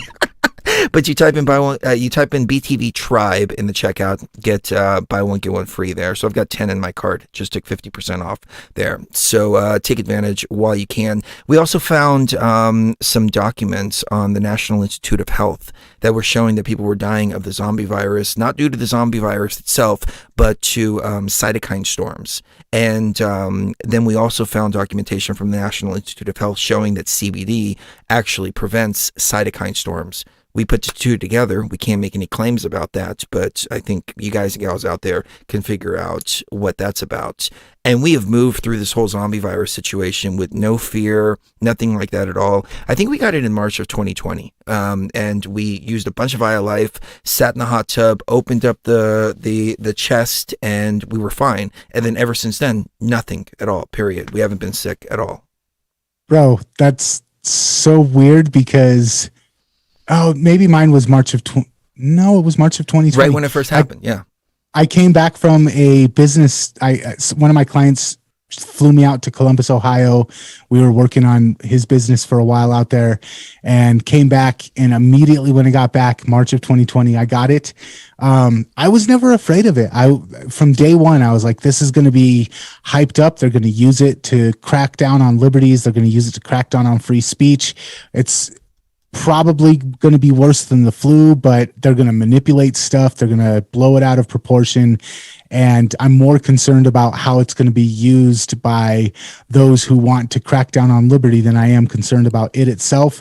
When I ended up getting it, I felt like crap for 2 or 3 days, and I didn't even think I had it. I was like, oh, I had body aches and I felt like crap for a couple of days, but it wasn't worse than the flu. It wasn't that bad.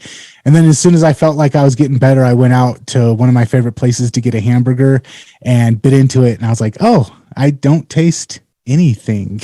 This is really weird. And so I lost my taste and my smell for about 3 weeks afterwards. But that was like the most long impact thing. Not to downplay it, not to poo-poo anybody that lost family members from it or anything, because I do believe that it was something. I'm not sure what.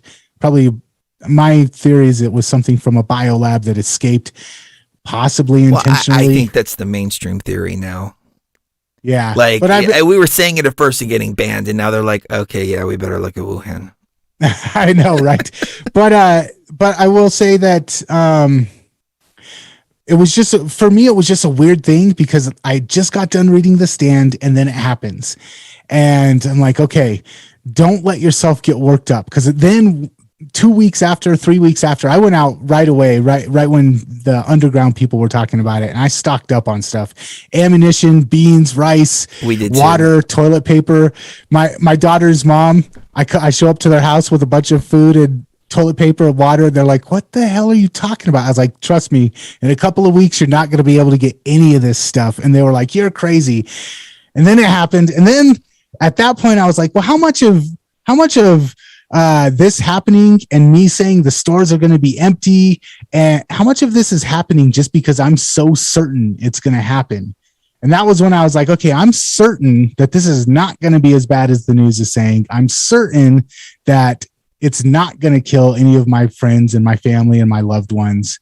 And again, you could just say, well, you're just a crazy, paranoid, schizophrenic person who believes in magic, and it's just coincidences. I will say coincidences, yes. Coincidence just means you got co-workers, that's 2 or more people working on the same project. You got co-conspirators, 2 or more people working towards the same conspiracy. Coincidence is just 2 or more incidences leading towards the same outcome. That is true. I just want to say thank you to Organic Calci in the chat. He sent a super chat. He said, BTV is so nice. I ordered 1 bottle of Life and they sent me 2 and I didn't use the code. Aww. Because we care about our tribe, man. That's what it comes down to. And if somebody forgets to use the code, then we still take care of them anyways. So pay it forward, please. The zombie virus, I think, is what we were talking about. Let's stop talking about the zombie virus. We were living in a hotel at the time. Because we had moved from Spokane to Las Vegas. We were still looking for a house. That was fun. And right when everything shut down, and we raided the cart, the maid service cart, and took all the toilet paper from there. Oh my goodness. Yeah, because we had just found a house and we were like, oh no, what's going to happen? And then we found the Illuminati grocery store and I posted a picture and it was completely stocked and it was Sprouts. You know, I don't know if there's Sprouts I don't remember if there's Sprouts in Colorado or not. No, actually, Sprouts was one of the only places in Colorado where you could find toilet paper too. Yeah. And I posted a picture. I found the Illuminati grocery store. Here we are. That's where they had the reserve. Yeah. Oh, dude, it was fresh vegetables. It was like, you'd go everywhere else. Walmart, everything was empty. Sprouts was just full of everything. We were like, oh, great. What are we worried about?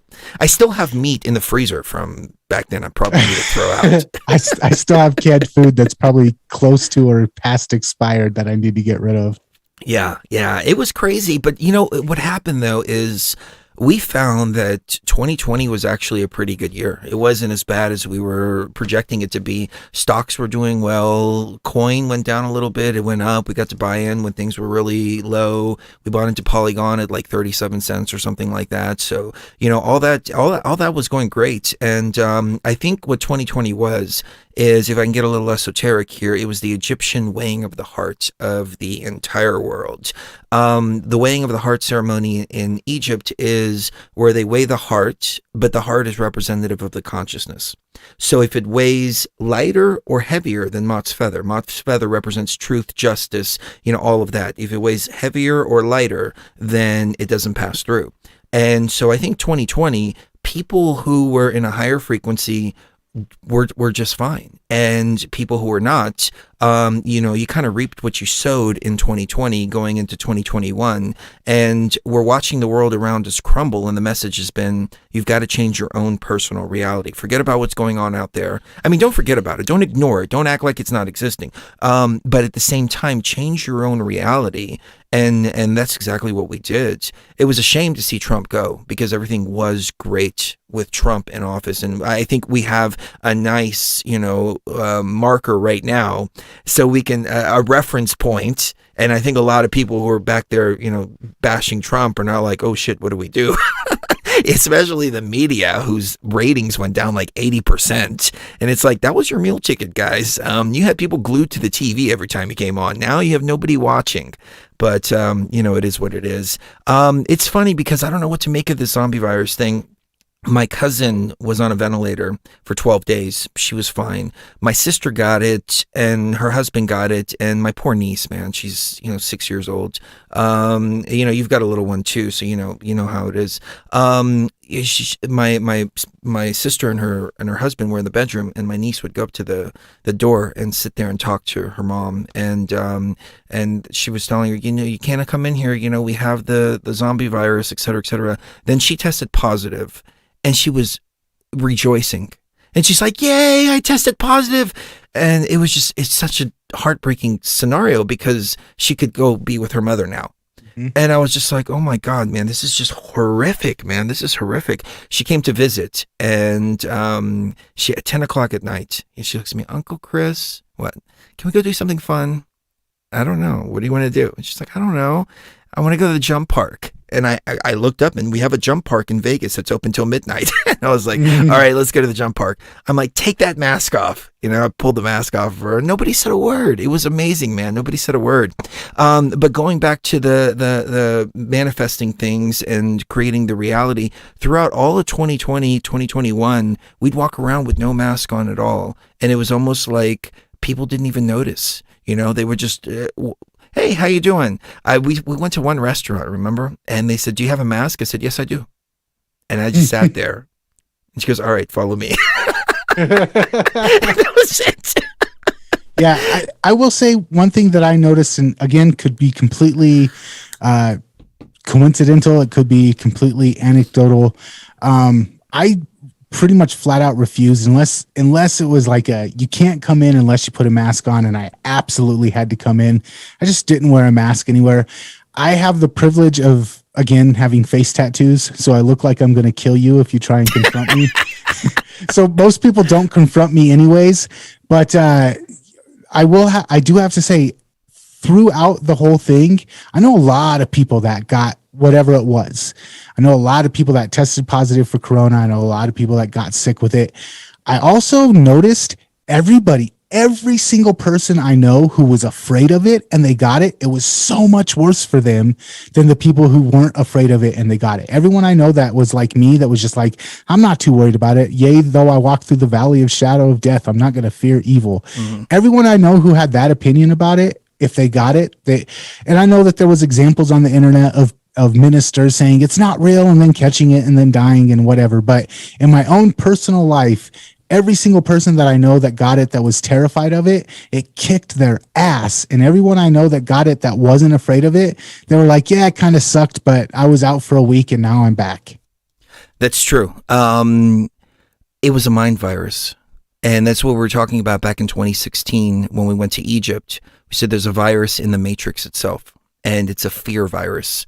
And I remember you saying that. Yeah. And it's all about fear and suffering and all this, and they want to keep us in constant fear, and that's why they're bombarding us on the mainstream media. And that was the thing about Trump, is it was such a relief to be able to turn on the TV and not hear, we're going to war against these people, we're going to war against those people. Instead, it was, oh, look what Trump tweeted today, look what he tweeted today. And I was like, with the whole grab him by the pussy thing, I was like, I like pussy too. I can relate to this guy. So two things. Number one, on the flip side, yeah, she's like, oh, we're talking about grabbing pussies again. I will say, two things. Number one, the anti-Trump people, which I wasn't really pro or anti-Trump. I found his whole thing to be comical, and I appreciated his inner troll. I thought it was cool. But the anti-Trump people, they were definitely living in fear. Like, he's going to create concentration camps. They sounded like me during the Bush era. And so a lot of fear there. But I will also say, we kind of weren't really talking that much during this period, but I got canceled. A song that me and my brother made called Dig in the Guts. And it was about messing around with groupies after concerts, because we used to do that. I mean, we're rap stars, so it was good times, I'll say that much. And we wrote a song about some of those good times. And there was a lyric in one of the songs that was very close to Trump's grab him by the pussy statement. And I got canceled. I had SJWs calling all of my clients, trying to get them to fire me, telling them that I was a sexual predator, that I was saying that because of the song that we made, that I was defending sexual assault, and tried to get me. All of my clients were just basically like, yeah, Nate does good work for us, and we're not going to fire him just because of a song that he made when he was 19. And the funny thing was, they started trying to attack my LinkedIn and my Facebook business page, and leaving bad comments. And then all of my clients, all of my customers, all of my fans rallied behind me because I took a stand. I was like, I'm not apologizing. I said it when I was 19. I stand behind that mindset when I was at that age. I'm not going to apologize for it. And I didn't do anything wrong. And even today, I don't think it was wrong. And all of my fan base stood behind me. All of my clients, all of my customers stood behind me. Whereas I've seen a lot of other business owners, somebody gets offended by something they say, they try to cancel them, and if you apologize, it's blood in the water for sharks. And Yes. so, Yep. We saw it with the NBA. They put Black Lives Matter all over the place, and then NBA got canceled, and their ratings got torn down. They're vicious. They go after each other. It's horrible that they tried to cancel me. I got a lot of messages on TFR saying, Beyond the Veil is this, they're Trump supporters, they're misogynists, this and that, you need to get them off the station, et cetera, et cetera, et cetera. And I'm like, I own the station. yeah. Like, yeah, sure. I'm going to cancel myself. The thing that I've noticed, though, about the cancel culture people, and this is completely off topic, but I've noticed that the majority of them, they're just miserable people. They don't have anything of value. They don't do anything productive for society. A lot of them are mentally ill, so that it's hard for them to do something of value for society. And in order to feel good about themselves, the easiest way is to get offended and demonize somebody who's got more success than them. And it's a way for them to be like, even though this person's more successful than me, they're still the bad guy. I'm the good guy, and I can tear them down. And it gives them a sense of power. And when you apologize to them, when you kneel to them, it only fuels that sense of power. They're not looking for an apology. They're not looking to win you over and make you see the error of your ways. All they want is power. All they want is a feeling of, I'm better than you. And if you apologize to them, if you try to make them happy, you're not giving them what they want. What they want is to feel like they're a better person, that they're morally superior, that they have power over you. And it's just been my experience. I've been canceled twice. It's been my experience both times. I was just like, you know what? I don't care. I don't care if you're mad. I don't care if you're offended. Even if I don't agree with what I said, I'm not going to apologize to you because I don't know you and I don't feel like I owe you an apology. And both times that just takes the wind right out of their sails. I was trying to have a dialogue with some of them during the whole 2020 thing, all of that. I was in some groups on Facebook. Somehow I got pulled into them.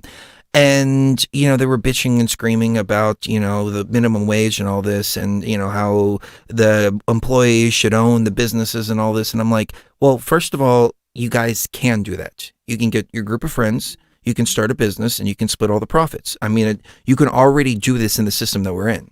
Well, I can't get a loan from the bank. Well, I started a business without getting a loan from a bank.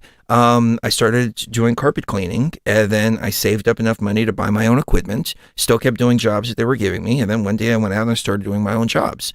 You can get paid training All you need to do is just go, whatever you want to start a business in, go and work for that company, go work for a company for 2, 3, 4 years, get the experience you need, and then go and start your business. It doesn't even have to be 2 or 3, 4 years, but you're getting paid training to do so. You can save money, and then you can start whatever business you want to start. They just had this defeatist mentality, like, and I'm like, I just gave you guys some wisdom that took me a lifetime to understand, that I lived. First they were calling me a trust fund baby and all this, and I'm like, no. I grew up, like, I realized how broke we were when I went to my mom and I said, Mom, I need deodorant for school, and she's like, I'm sorry, I don't have any money to give you. I can't buy deodorant. I was like, oh shit, it's that bad, huh? I better figure out. And that's when I started my first business, which was in cannabis. We don't talk about that. First cannabis business. Well, no, it's funny because we have Aya Life now. Yeah. I haven't talked to my dad in like 10 years. I talked to him the other day and he's like, how you doing? I'm like, oh yeah, my cannabis business is doing pretty well. I remember, we had some trouble starting it up, when I was 15 years old, but things have changed a lot now. The winds of change have come. Yeah. Yes. On that note, let's take a quick break. And I don't know how much time you have. If you want to hang out longer, let's do it. If not, we'll wrap it up on the other side. But I'd love to talk more. Yeah, I have some questions for you back on the magic subject. Wonderful. So I'd love to come back and talk about it. Cool. So we will be right back. That was May 2020. I was like going nuts. I was like, all right, that's it. I can't take it anymore. That's why I started out like this. It's an Al Pacino quote, actually. Chris Geo back up in this global resistance 2020 vision. Conspiracy theories are now conspiracy facts in the middle of this worldwide lockdown. I told you we're in a lot of trouble.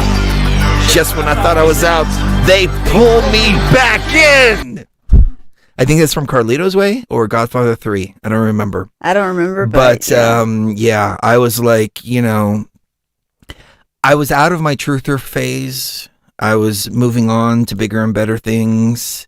And then 2020 hits us. And I'm like, just when I thought it was out, they pull me back in.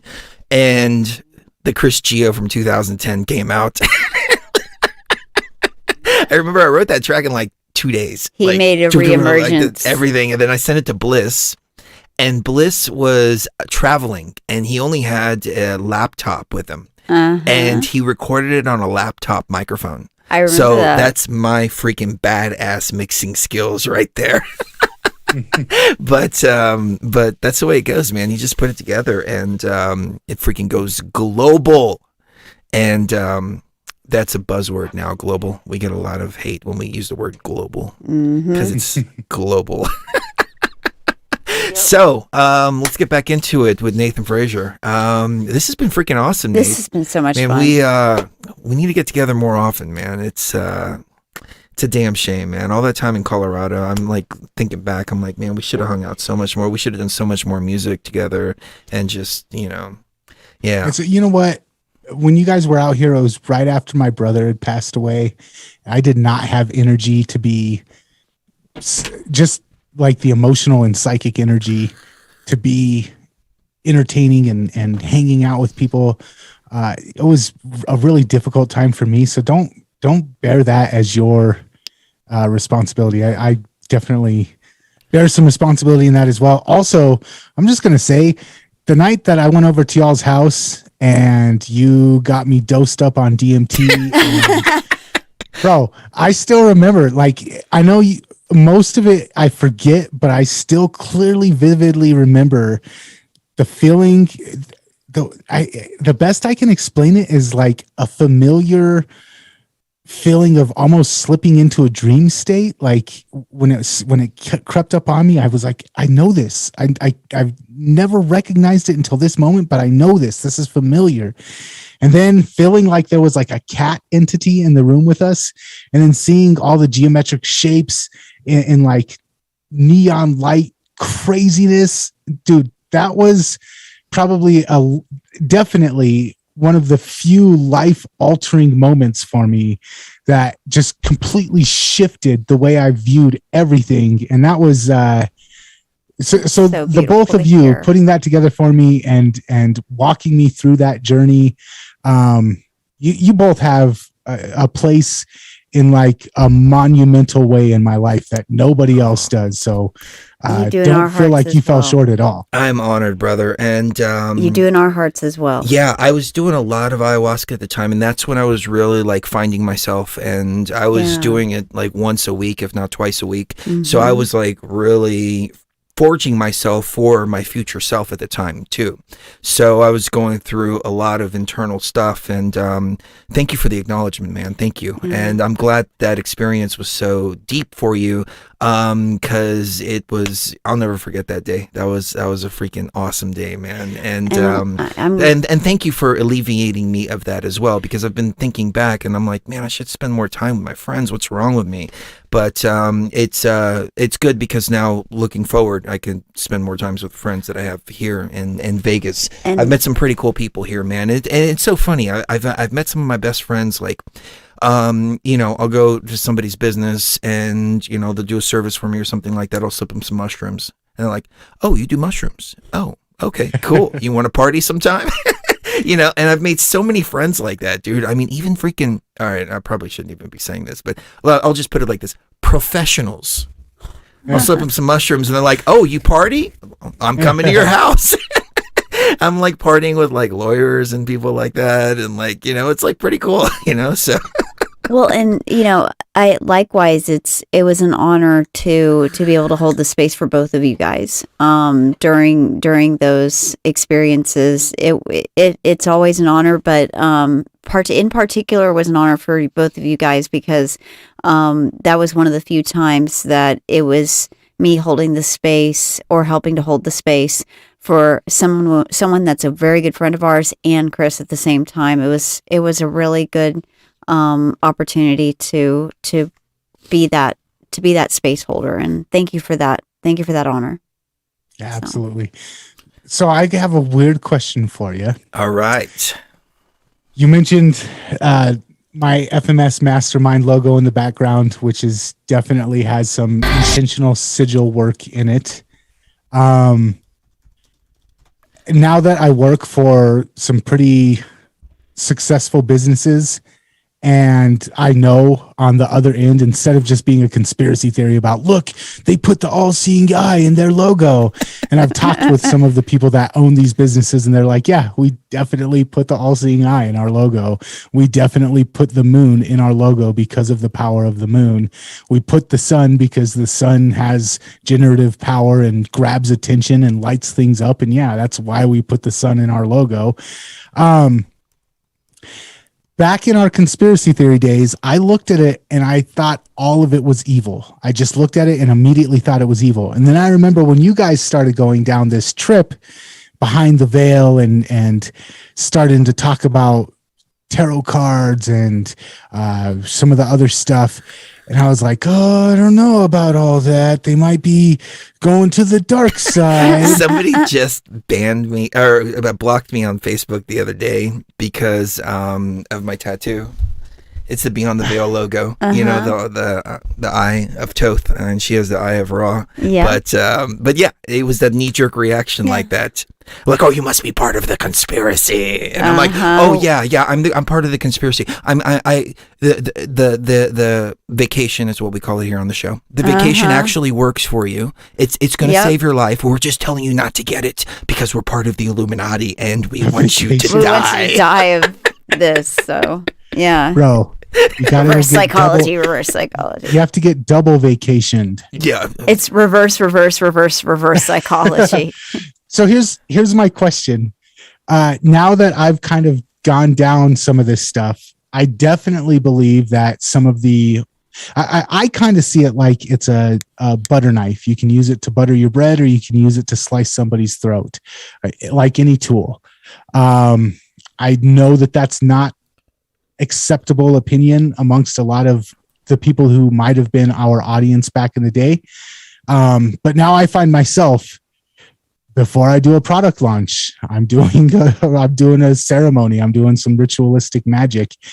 Whereas 10 years ago, I would be calling myself an Illuminati shill. But now that I'm on the other end, I'm like, okay, I still do. I totally know that there's the human sacrifice, the child trafficking stuff that goes on. I know that there's some nefarious people that understand this power and use it for some pretty evil stuff.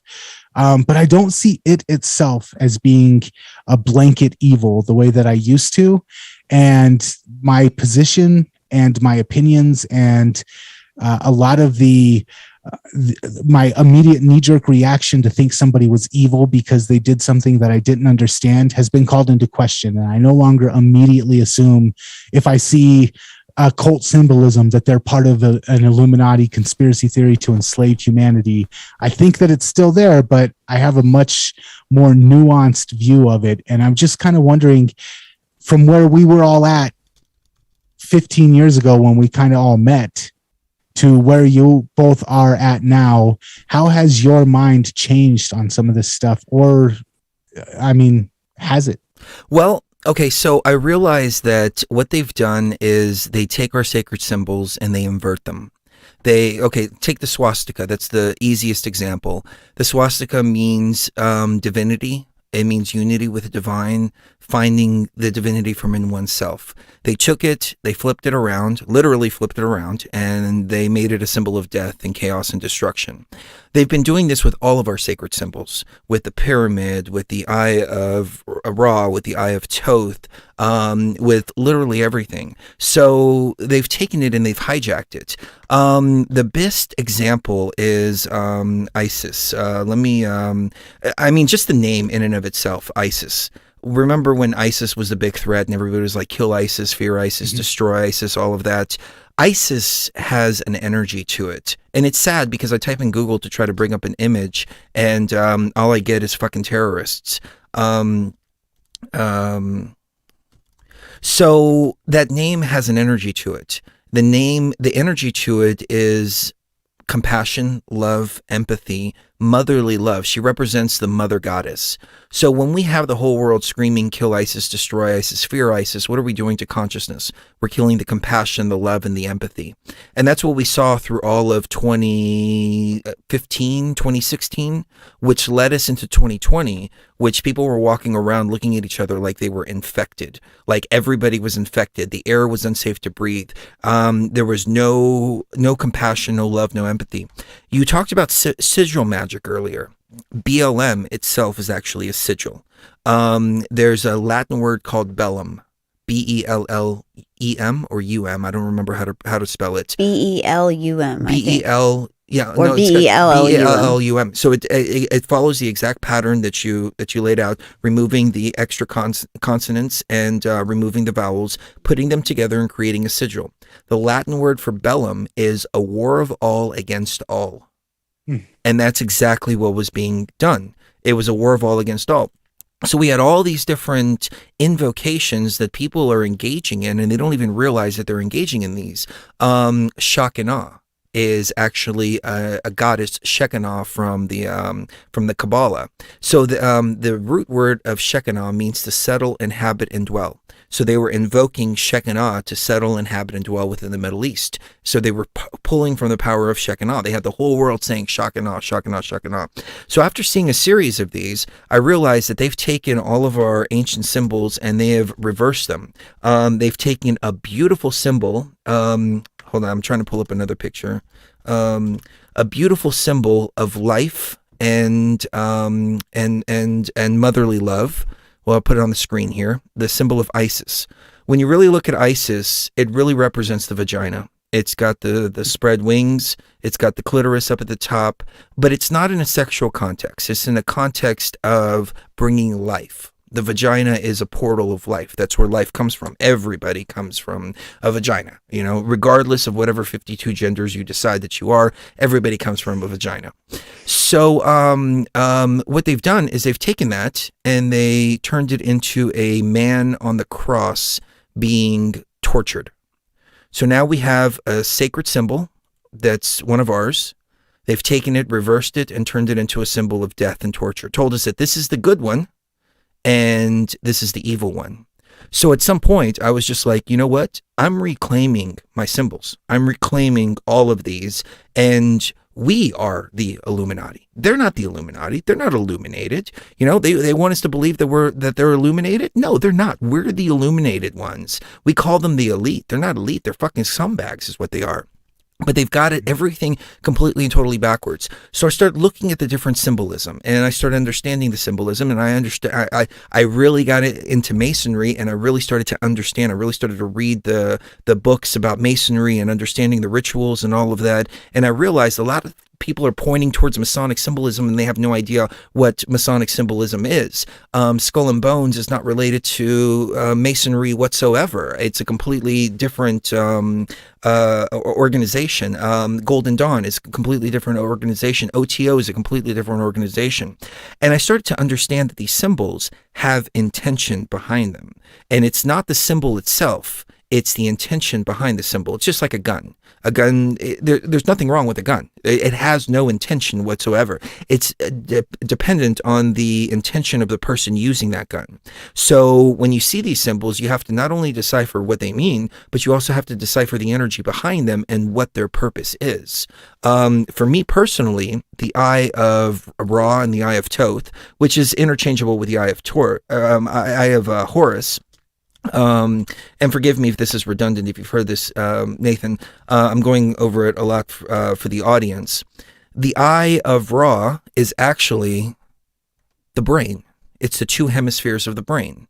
So to me, this symbol right here not only represents beyond the veil, but it represents use your brain. That's it. It's a reminder for me. Use your brain.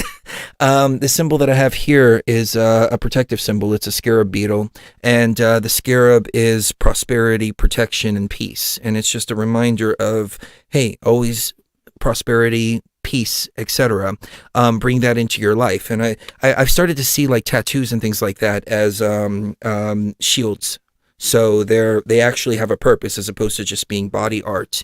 And did you want to chime I was just going to say one more thing. The Egyptians had one place in particular where I forget where it was exactly, but it was this one location where the people were generally tattooed. And the only reason why you were allowed to be tattooed was if you had a very specific spiritual reason for that tattoo to be there. And so every tattoo that they had a lot of spiritual significance, and they believed that they derived not just meaning from them, but actual power from these symbols being tattooed on them. So I'm sorry, go ahead. No, I wholeheartedly agree with you. You have a beautiful tattoo on your back, and that's got a lot of symbolism in it, and it's protection. These are protection as well. And it's not really, this is the way that I see these tools. It's not really the tools that have any kind of power or magic to it. It's the intention that you put into them. So this is just a physical representation of the energies that I'm manifesting here. The magician's wand doesn't have any magic in it. It's just a physical representation for the magician to be able to visualize the energies going through the magician's wand, for example. So they've been using all of this against us. It's like the enemy saying, nope, we're going to take all your guns because guns are bad, but we're going to keep all the guns for ourselves and use them against you. And these are spiritual weapons that are being used against us. We should harness these and learn to use them against them and for our own protection as well. I don't think anybody would argue with me as far as the gun thing goes. I mean, just look at what's going on in Canada right now. They were disarmed and, well, it is what it is.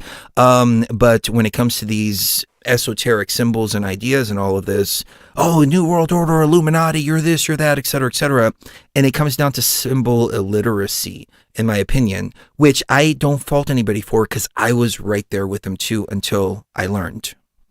I mean, the big question was, why am I seeing all these symbols in my ayahuasca experiences? Why are they all there? I went through a period of time when I was wondering if the Egyptians actually got a lot of these motifs from hyperspace rather than the other way around. But I didn't have any Egyptian ties or anything like that. And all of a sudden I started getting all this Egyptian symbolism in my ayahuasca experiences. What is this that's coming in? Then I started to understand the power behind it. I understand it's part of consciousness. So if I can go off on a little tangent, the gods and goddesses The pantheons represent different parts of our consciousness. We have a feminine part of our consciousness, which has nothing to do with gender, but rather it has to do with the compassion, the love, the empathy. We have the masculine part, which has to do with like the logical processor and the warrior and the protector. If the warrior if the warrior is working without the feminine side of consciousness, which is compassion, love, and empathy, well, then it becomes a conqueror. So we have actually a physical representation of this, or physical manifestation of this, during the Holy Roman Empire, where Rome was going around and destroying everything. They were also systematically suppressing women and removing women from the Bible, saying, women, obey your husbands. Women were actually considered property. They had something called paterfamilias. And paterfamilia was that the man had ultimate control over everybody, his wife, his children, and his slaves. The flip side to paterfamilia is if your wife went out and did something and robbed somebody, the man was responsible for it. So you were responsible for your wife, your children, and all of that, but women had no say in anything at all, period. I don't think it had to do so much with suppressing the women as a sex or as a gender, but more of the suppression of the feminine elements of consciousness. Because when you're going out and you're conquering the world, you can't have soldiers that are thinking, hey, wait a minute, should we be invading these people? Did these people ever do anything to us? Are we acting as protectors, or are we acting as aggressors? Do we have the right to take tribute from people that we haven't added anything to their life whatsoever? All we're doing is taking from them. Yes. So they introduced monotheism, and it started in Egypt with Akhenaten. And monotheism, in my humble opinion, is ego. It's operate from the ego, and that's it. No other parts of consciousness whatsoever. It is the I am. It is the I am the Almighty. I am this. I am that, etc., etc. Fear, fear, fear, fear.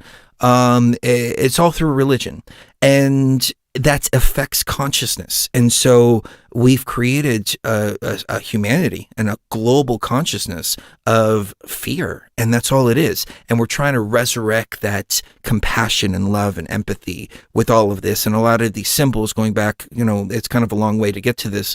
A lot of these symbols are, to me personally, they're just reminders of who I am and what I need to be like. I walk down the stairs and I see we have Isis, Bastet, and Sekhmet really big in our sitting room. And every time I walk by, I just remember, hey, remember to live in the compassion and love and empathy. I wear the ankh on my earring and, all of that. It's reminders to, I've got the eye right here. Just walk in your higher self, walk in your higher path. And that's all it is to me. But what is it to you?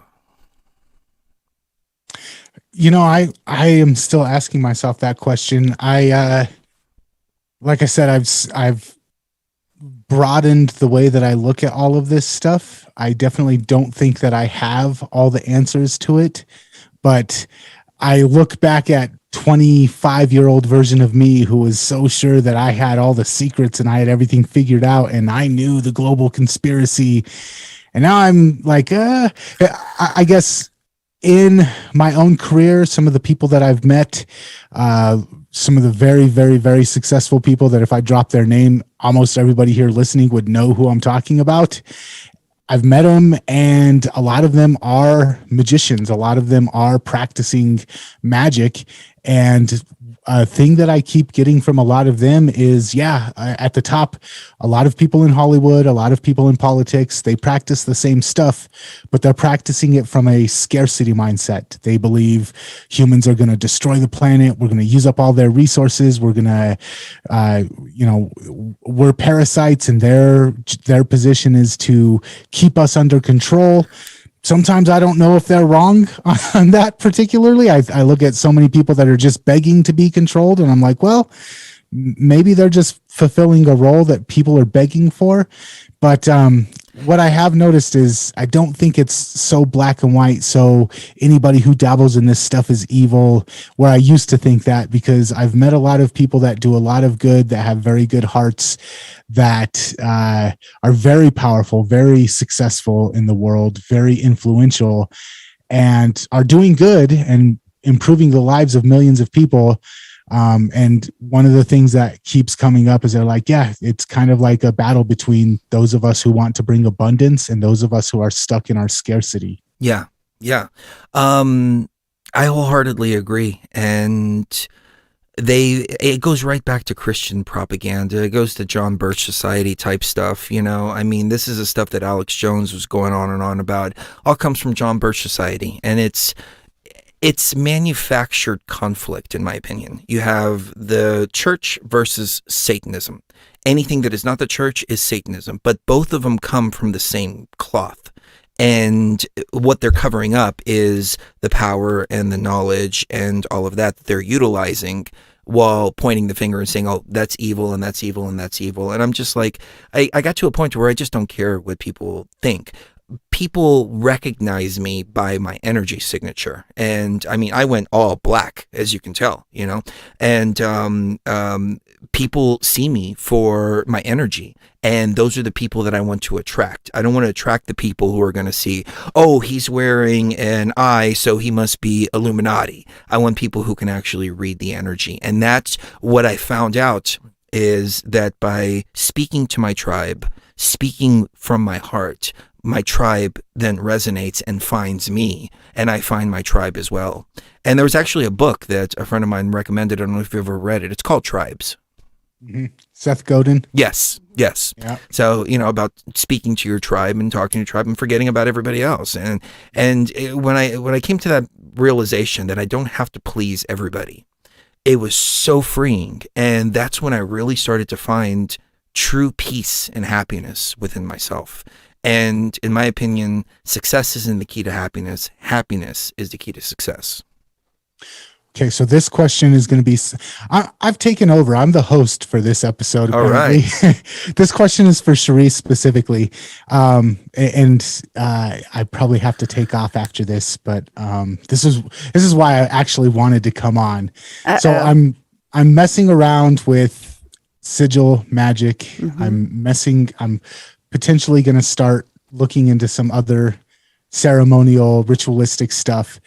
And I want to make sure that as I'm doing this, I'm dotting all of my I's, crossing all of my T's, making sure that there's no way that anything that I do can cause harm to somebody else, violate the will of somebody else, come back and bite me in the ass. Mm-hmm. And one of my friends who has been into this stuff since he was like 15, 16 years old, he tells me what you need to do is, as you're doing this, you need to start divining. He recommended that I go out. I went and bought a tarot deck, the Rider Way.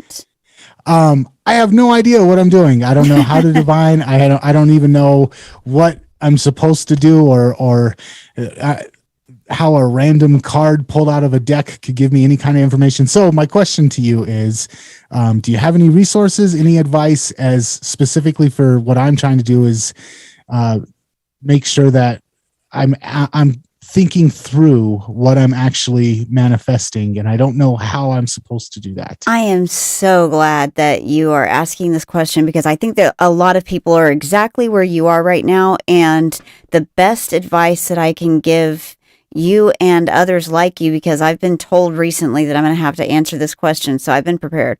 Number one, remember that you have a wellspring of power, of spiritual power within you, and that when you're tapping into that power, the reason why tarot and astrology and divination and dowsing and all these tools have become so widely available by the new age lately is because lower dimensional entities can feel when you're opening these doors, and they'll start to be attracted to you.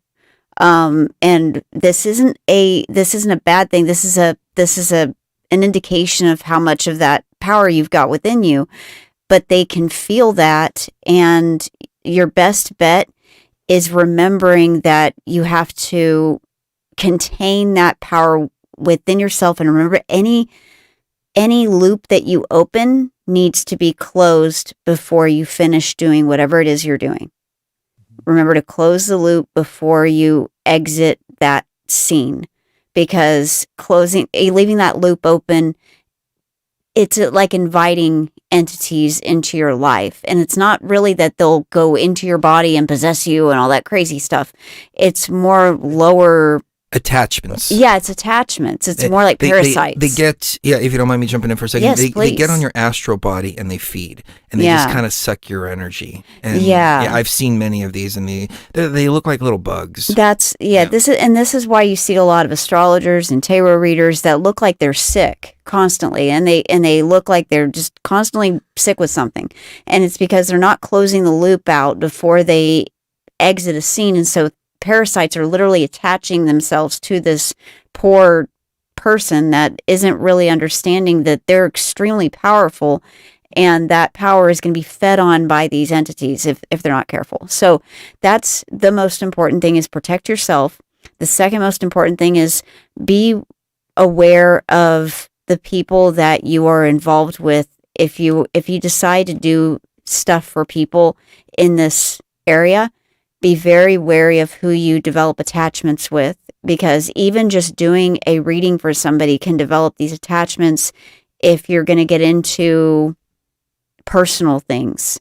Because I've had some really personal things come up during readings, and I regretted opening that door afterwards. And so the third most important thing is, now we're getting into the nuts and bolts of what a tarot reading is. And I would almost suggest, because of your lineage, that you get runes as well, because runes will also help you understand the direction in which the tarot is pointing you. How about we send him some runes? Yeah, I'm going to Because send it's him some always runes. better when you get them as a gift. Yes. Instead of, yeah. So Absolutely, it let's do is. that. Okay. It is, actually. Tarot cards and runes are two things that, when received as a gift, carry 10 times more power than those that you just buy for yourself. It's not bad to buy them for yourself, but it's better to get them as a gift. So anyway, when you shuffle them, I shuffle them about 7 times just to give them a really good, cleaning, and clean the energies out and make sure nothing is left over from the last reading. Then I put out cards in the order in which I'm doing a reading. And in the back of the little booklet that comes with your tarot cards, it'll show you different configurations of where you can lay out cards to do the reading with. And that'll give you a really good guide, and that'll help you start out. However, once you understand the configuration and what the cards say, that's when you need to stop reading the book, stop looking it up on the computer, and listen to your inner voice, because that's what will tell you, oh, this is about this, or this is about that. Oh, this is bringing up so-and-so's pregnancy, or this is bringing up so-and-so's job that they just lost. Or I'm going to have to say no to that proposition, because this is telling me that this is the outcome of this. If I take this direction, this is the outcome. If I take this direction, this is the outcome.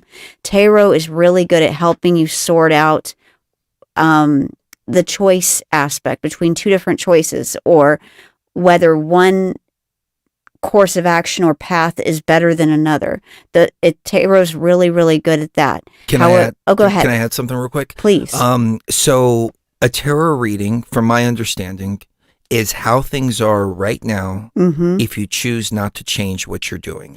Right. So they are subject to change, but it's the insight of where you're going to go if you don't change something. So if you get a reading that is not acceptable, you know what to do to change it, to change the outcome. Exactly. Yeah. And you can also use the runes to solidify what you're getting from the tarot. So if you throw the runes as you're making that decision, and the runes even are telling you, here's the background noise behind this decision that you're making, you may even find out that the decision that you're making is being made in the wrong way entirely, and that you need to go a completely different way in deciding what you want to do.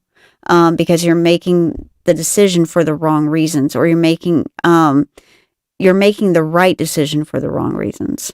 So it's really a wonderful thing, divination is. Go ahead. One one thing that I think you just glossed over, probably because you know it so well and you don't appreciate how stupid I am in this situation. I've heard this term casting and closing circles. You said closing the loop. What exactly does that entail from your point of view? Because I've looked and I've heard it, I've seen vague definitions of it, but I have no idea what what I'm doing in that aspect. Some people are figurative with it, where they just mentally close in their mind a loop of thought and of activity surrounding this particular subject sphere, the being surrounding it. I'm done thinking about this. I'm done talking about this. This is closed. This is a closed book. I'm not talking about this anymore, and I'm not going to reside in this space anymore. However, I actually take it more literally, and I'm a little more old school about it. And whenever I'm doing a tarot reading that's particularly important or that involves more than the people in my immediate sphere, i.e. other people, I put a ring of salt around my area that I'm doing the tarot reading, and I include myself in that ring, and then I also sage around the area before and after. And that way I make sure that symbolically and in fact it's clean. It's a clean area, and that nothing is allowed to enter that space that I didn't invite in. And I take it literally. You can take it literally too, or you can take it figuratively. I like it both. Does clockwise or counterclockwise are affected or measuring? Counterclockwise actually, and the reason why counterclockwise is because that's the way the zodiac moves. The zodiac actually moves counterclockwise. It doesn't move clockwise. I've realized that everything is backwards. Mm-hmm. The proper way to read is actually right to left. Right to left, but not left to right. They've got our brains going left to right.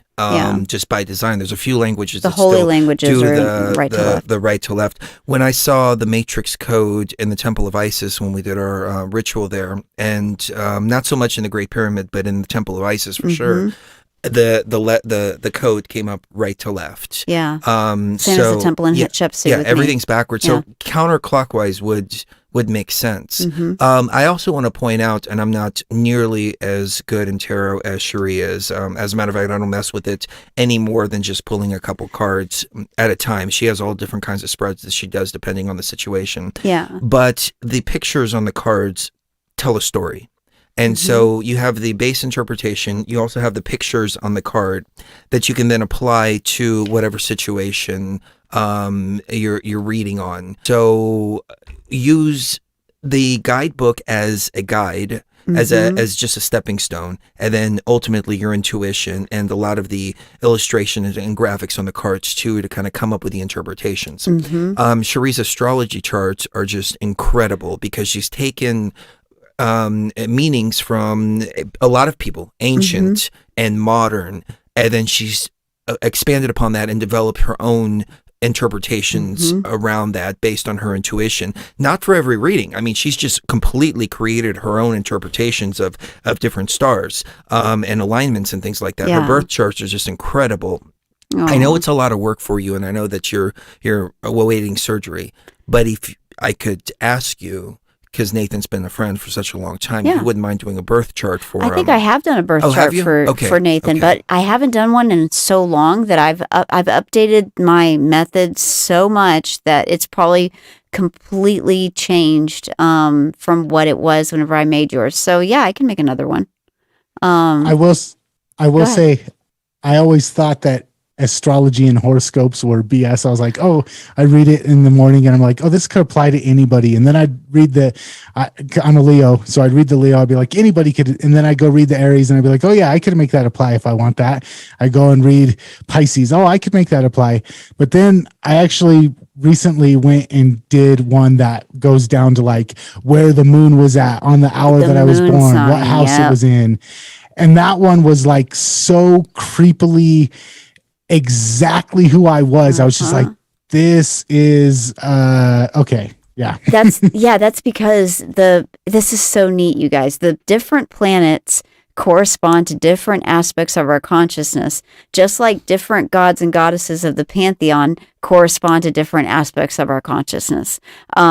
Jupiter, who is also Enki, is the benevolent grandfather that gives you candy and lets you stay up past midnight and is always warm and generous with you.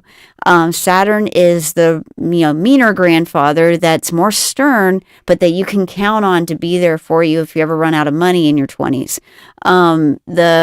You've got Mars, who is like the brother that is a warrior, and it's the male aspect of human consciousness. It's not the male aspect of consciousness, it's the male aspect of human consciousness, because women also have this aspect inside of their consciousness. Everyone has all these aspects. And when we're talking about the moon, that's actually corresponding with your emotions, and that's why it's accurate. Your sun sign is supposed to be your ego, and people's egos are all over the place. It may be completely different for one person than it is for another. So I don't go by sun signs, and I really actually hate that people use sun signs to determine astrology or what they feel about astrology, because sun signs are bullshit in my opinion. Well, ego is an interesting topic that I can chime in on real Yeah, quick. go ahead. A lot of people have a misunderstanding of ego. Ego is a sense of self. It's a sense of who you are. And the new age is always like, oh, you got to be egoless, et cetera, et cetera, et cetera. I've said this a million times before, but I'm going to say it a million times again. In reality, what I've come to find in my journey is that deprogramming the ego from the things that you don't want is the power. And then you reform your ego, your sense of self, who you are, based on the aspects that you want to keep about yourself. So all my traumas from childhood in the ayahuasca realm, got rid of those. Yeah, you can I realized let those go. I was reacting to situations like when Sheree and I first got together. I would get mad about certain things, and I couldn't figure out why. I saw in the ayahuasca realm, there was actually like 3 boxes that appeared. I looked inside of these boxes. I found childhood traumas. They were tied etherically to my ankle. And I realized that my reactions to some of the things Sheree would do were tied in directly to things that I saw my father doing as a child. I didn't realize this consciously. So I was able to break those tethers and say, no, I don't want any of these parts of myself. But my mother was Isis personified and showed me motherly love and compassion and everything like that. I embrace all that and make that a part of myself. So don't let anybody, and I'm speaking to the audience out there, don't let anybody tell you that ego is a bad thing. And finally, there's a website that I find very interesting called truestarsign.com. You can go in here and you can put your birth date, and you can find out where the sun was positioned on the day you were born. All my life, I thought I was an Aries. I actually turned out to be Pisces, which is not in line with any newspaper horoscopes. Right. But it's amazing. And then once I started to look more into Pisces stuff, I'm like, oh, this is making a lot more sense than all the Aries stuff, because the sun was in a different position at the time. So, Right. yeah. Yeah, and that makes a lot of sense as to why a lot of people's sun sign just doesn't match their personality at all. And why me and Chris, we have the same quote unquote sun sign, but we are so different in personality that we joke about being opposites of each other, but we're the same sun sign. Everything else is the opposite, though, of one another. So which is the correct astrology? You look at the astrology isn't about looking at one aspect or another. It's about looking at the whole and what makes up the whole. Yeah. So Nathan, if you can do me a favor, drop me your address Yes, in please. Facebook or Skype. Somebody, and we still don't know who it was, sent us some runes, and they didn't put their name on there. And so we want to pay it forward. We're not going to send you the same runes, but we also want to pay it forward because somebody sent us some runes. So we want to send you some runes too. So, and then, pay it forward like that. Keep the energy going. Yeah, it's going to be great. I appreciate it, and I will fully accept and embrace it. And also, I just want to say thank you for inviting me on. It's been way too long since we had a conversation. And ever since like last year, I saw you all doing a live where you were I think you were at like a swimming pool at maybe a hotel or something. And I was watching you on Facebook and I was like, I want to talk to them about this stuff for over a year now. Oh, that's our backyard. Oh, okay. Yeah, So- you need to come over and hang out. Okay. Dude, I'm making serious. I mean, you've got Oh, funds. yeah. It's not a problem. And once you get here, Okay. you don't have to worry about anything. We'll cook. We'll do all that. We'll go out. Absolutely. You know, we could do ayahuasca. We could do DMT. We can do hookers and blow. Whatever you barbecue want. in the back. We're in You can do Las whatever Vegas. you want. Yeah. Okay, I'm going to make Sky's it the a limit. point to come out there. For 2 years now, this stuff has just been driving me crazy. I have a couple of friends. Once I opened up about my thoughts on this, I had a couple of friends that were like, "Oh yeah, I've been doing this stuff since I was a teenager, and we should talk." But you two were the ones that I was like, "I need to talk with them. I need to have a conversation." So thank you for entertaining me with that. And do you mind if I plug my own private I mastermind? was about no, to ask you please. to do so. Okay, so if you resonated with me during this conversation, I do have a private mastermind. It's all about marketing. There's a little bit of mysticism in there as well. And if you are a business owner, I want to qualify. It's not for people who are not business owners. So it's a very small market. The overlap. I need to start between- joining these. I need to be a fly on the wall in those meetings. Yeah, it's the overlap between business owners and people who also have an appreciation for some of the more esoteric stuff. And if you want to find information about how to join that, you can find it at forbiddenmarketingsecrets.com. And that's kind of my homepage for my mastermind group, forbiddenmarketingsecrets.com. Oh, I love that. Forbidden marketing secrets. Oh, that's great, man. That just grabs you. That's like, it's forbidden. I really want to know what's beyond the veil here. Right. Oh, beautifully named, man. I love it. The name Aya Life. It's hard for people to spell ayalife.com. I always have to say it out like that, but it's just Aya Life. It's just there's something about the name that just popped for me, but it's not, in my opinion, the easiest to market. So I don't know. What do you think about that? We should talk about that, but I do like the name Life. It's it resonates good, positive energy, and I don't know about the Aya because of the hardness to spell it, but the life aspect of it is right on point. Awesome. Love you, brother. Thank you so much, and let's chat very soon. All right, love both of you, and thank you for inviting me on. We love you too, Love you. Nathan. Later. Ladies and gentlemen, Nathan Fraser, dear friend of mine, So man. much fun. Awesome I love that guy. Yes. We'll keep going a little bit longer. I'm going to play a track that Sheree and I just did. Yeah. We'll take some calls on the other side. This is a little more new school kind of rap. Oh, people are asking for a Dimitri Darko DJ set. A Dimitri Darko's DJ set. Uh-oh. You know what? I've been wanting to do a DJ set. I've been wanting him to do a DJ But the thing set. is, I've been going through tracks, and I'm just not really Not feeling resonating anything. with very many of the tracks that are out there. I'm not either, to be honest. Yeah, I go through and I'm like, okay, trying to put playlists together and everything like that, and going, okay, I want to spin this, I want to spin that. It always comes back to like psytrance or old school trance, and it's new school stuff. It's stuff that's been released in 2020, 2021, but it's just like, I don't know. I'm still trying to find the right vibe. But we'll be right back. All right. There. Love you. Love you guys.